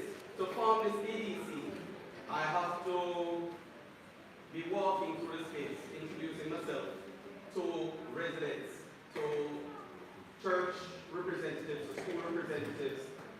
So, now I'll beg you, save me some effort. I asked the persons here collecting registers to share their contacts with me. So I'll be contacting the persons individually. So if you sign the register, expect a call or a WhatsApp message from me in the next couple of weeks. And I'll be inviting, if you're so inclined, to join a WhatsApp group that I have created for content. And that way we can start talking about when to meet, where to meet, what to talk about, safety and security issues, Praedial, Larceny, setting up a hard location. Somebody mentioned this one of the challenges that people have is they don't know how to fill out the receipt. So if we can get a hard location here, and one run by Trafalgar, or one by Bullock Mountain, maybe we can help to deal with some of the issues that some farmers who may not be the most literate. So to step up the game. And there are young people in the spaces that want to do training sessions and they cannot afford to travel. Hard now have most of their programs free, but they still have to find money to travel to hard. So we want to get hard inside the community because it is so big. And have people literally walk, go get their schooling, get to walk to get the vocational skills, etc. So yes, I'll be calling you. Please feel free to say yes, add it to the WhatsApp group, and then we'll take it from there. The other thing I want to ask a question. Anybody here knows what a community center is? Anybody tell me? Because we didn't get when I was asked this question. What's a community center? Anybody? Yes.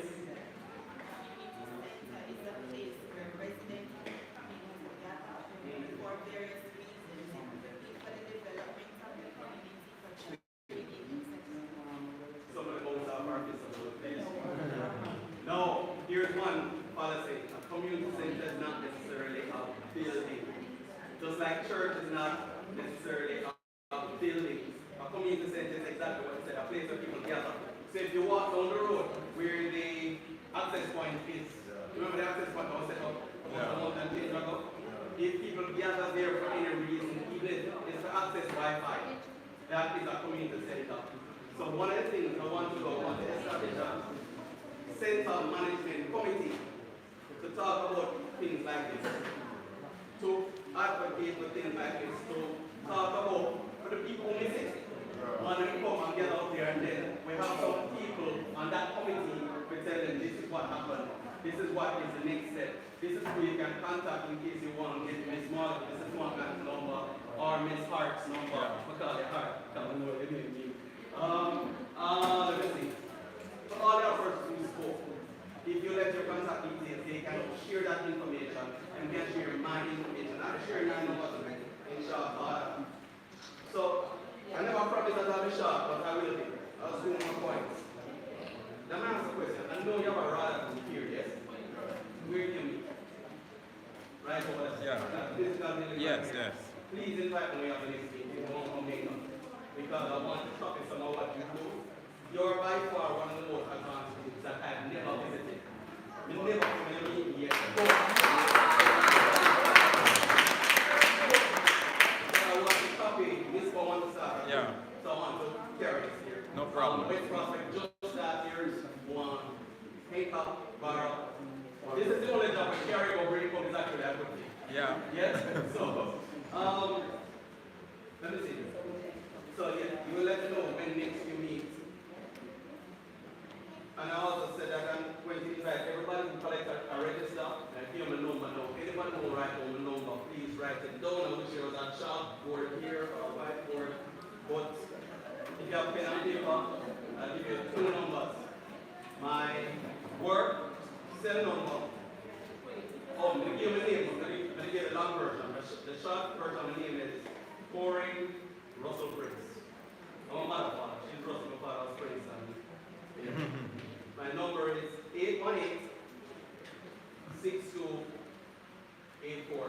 I repeat, 818-6284. And that is Flo. My digital number, I don't know if you take a difference in 2023, but my digital number, if you save your money, is 360-2371. 360-2371. Now, I'm a single father of 3. But even if you call me late at night while you ain't not waking up my wife, you might wake up my children, so don't call me too late. And don't call me too early. But 7:30 down toward 9 o'clock, good to answer the phone. After that, a bedtime. Let me see. I shared my contact details and asked you to share the contact numbers with me that's collected. Yes, I'm looking for at least 2 volunteers here to start forming that center management committee. It is really one center management committee that I want to come back up, but at least 2 persons I want from content and the surrounding spaces, because there are several access points. And by several, I mean no access points for Bagua. I'm not counting the churches, because there's over 60 churches in Bagua alone, and that's at the last count that I did in 2018. The shorts are open than that. So I'm looking at places where people tend to gather. And if we can identify that access point, somebody who lives near here, now maybe share your contact details with me if you are so inclined to go and talk to people on my behalf. Make sense? Yeah. Alright. So you can talk to me when we wrap up, or you can send me a WhatsApp message and I'll follow up with you and try to make it easier for you. So with that said, ladies and gentlemen, please feel free to ask me a question. If I have the answer, I'll answer it. If I don't have it, I'll find out. Even if this is to find out what it is that community development officer does. Yes, please. This is one of the hardest man to get to know. No, me. You're Mr. Richard, something? No? Side. Decide. I know where you're related to. Yes, here's the challenge. One of the downsides to my job is this.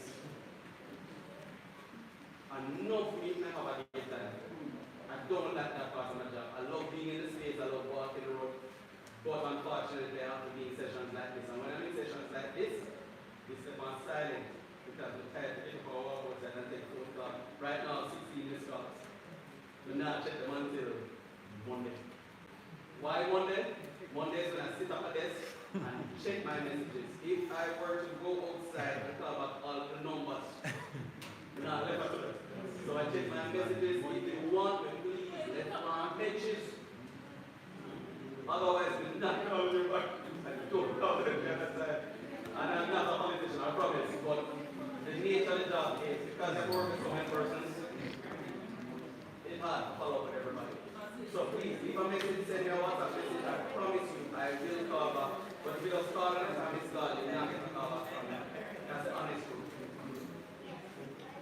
Any other questions? Yes, please.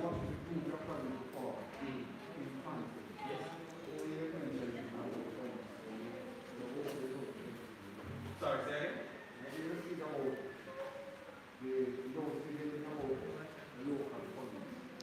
Oh, yes, all right. So, there are essentially 6 stakeholders in any group that I create. 1 is for residents. 2, churches. I think the political correct term now is faith-based organizations. The other is schools. Another is businesses. There is the political electorate. And then there's ministries, departments, and agencies of government. Guess which one you fall under?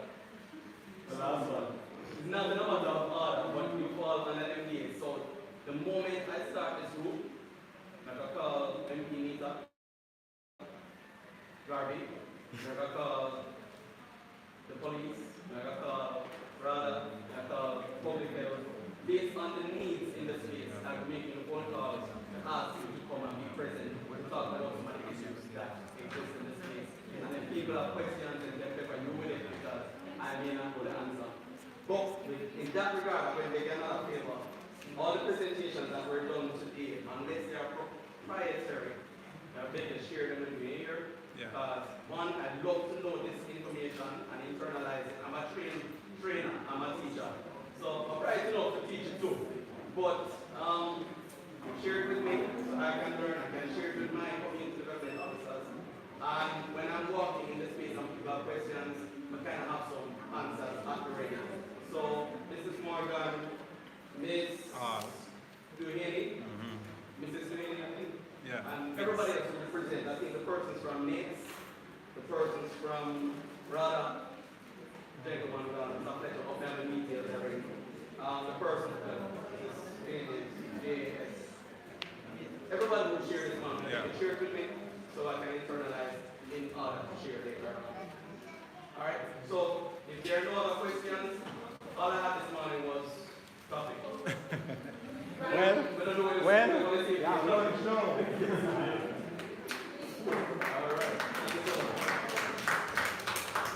Alright, anybody know me? I talk very fast and then that's close. Good afternoon, everyone. Let me welcome you all. Give yourself a round of applause. You have been so good. And Miss All, it could not have happened without you. Big thanks to the Ministry of Agriculture and Fisheries. Give the Ministry of Agriculture and Fisheries a round of applause. The collaboration with the Jamaica Constabulary Force, give them a round of applause. The Veterinary Service Division, Public Health Inspector. Miss All, I was having a hard time to find a public health inspector and Miss All get the job done. But guess what? We have the connection now. So it will grow and grow and grow. I want to say a special thanks to the team from RADA. They have never leave us. Never. Mr. Anderson, never. Miss I said VSC already, but Miss Nima Bandu is always present. She's always taking care of my capitals. And I want to say a big thank you. Mr. Prince, the newest Prince on the board on the block. We are ready to collab to make things possible for the community. It's not just about Springvale. Like I said, this is not just about Springvale, it's about the other communities. And we can't be selfish. And I'm just here to, perhaps I was to give an overview of the challenges that we were facing in the community, but the challenges that we are facing in Praedial Larceny is evident. It is not so bad, but it is happening. I lost a cat the other day in December. It was so heavily pregnant, was due to have calf in about 2 weeks' time. And they stole it, cut the belly, and emptied the tripe and the fetus. Miss Bandu saw it, some officers from Bagua, Inspector Malcolm sent a whole team of police officers. Give Mr. Malcolm a round of applause, man. Superintendent Pasco, I had communication with him and he put me on to a lot of person, and the little boy from Springvale, we saw get to know a lot of person. Listen, I grew up in this community, but even though I'm not living in the community again, I'm a part of this community. The question I want to ask this time is quickly, because I have more than one farm. The rod ID, it doesn't need to have Jericho alone, so I want you to go back and to see if you can have something that the farmer's ID can have 2 locations if you have different farms. It cannot be happen.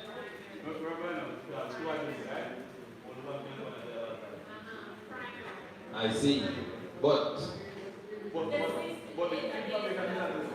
alright.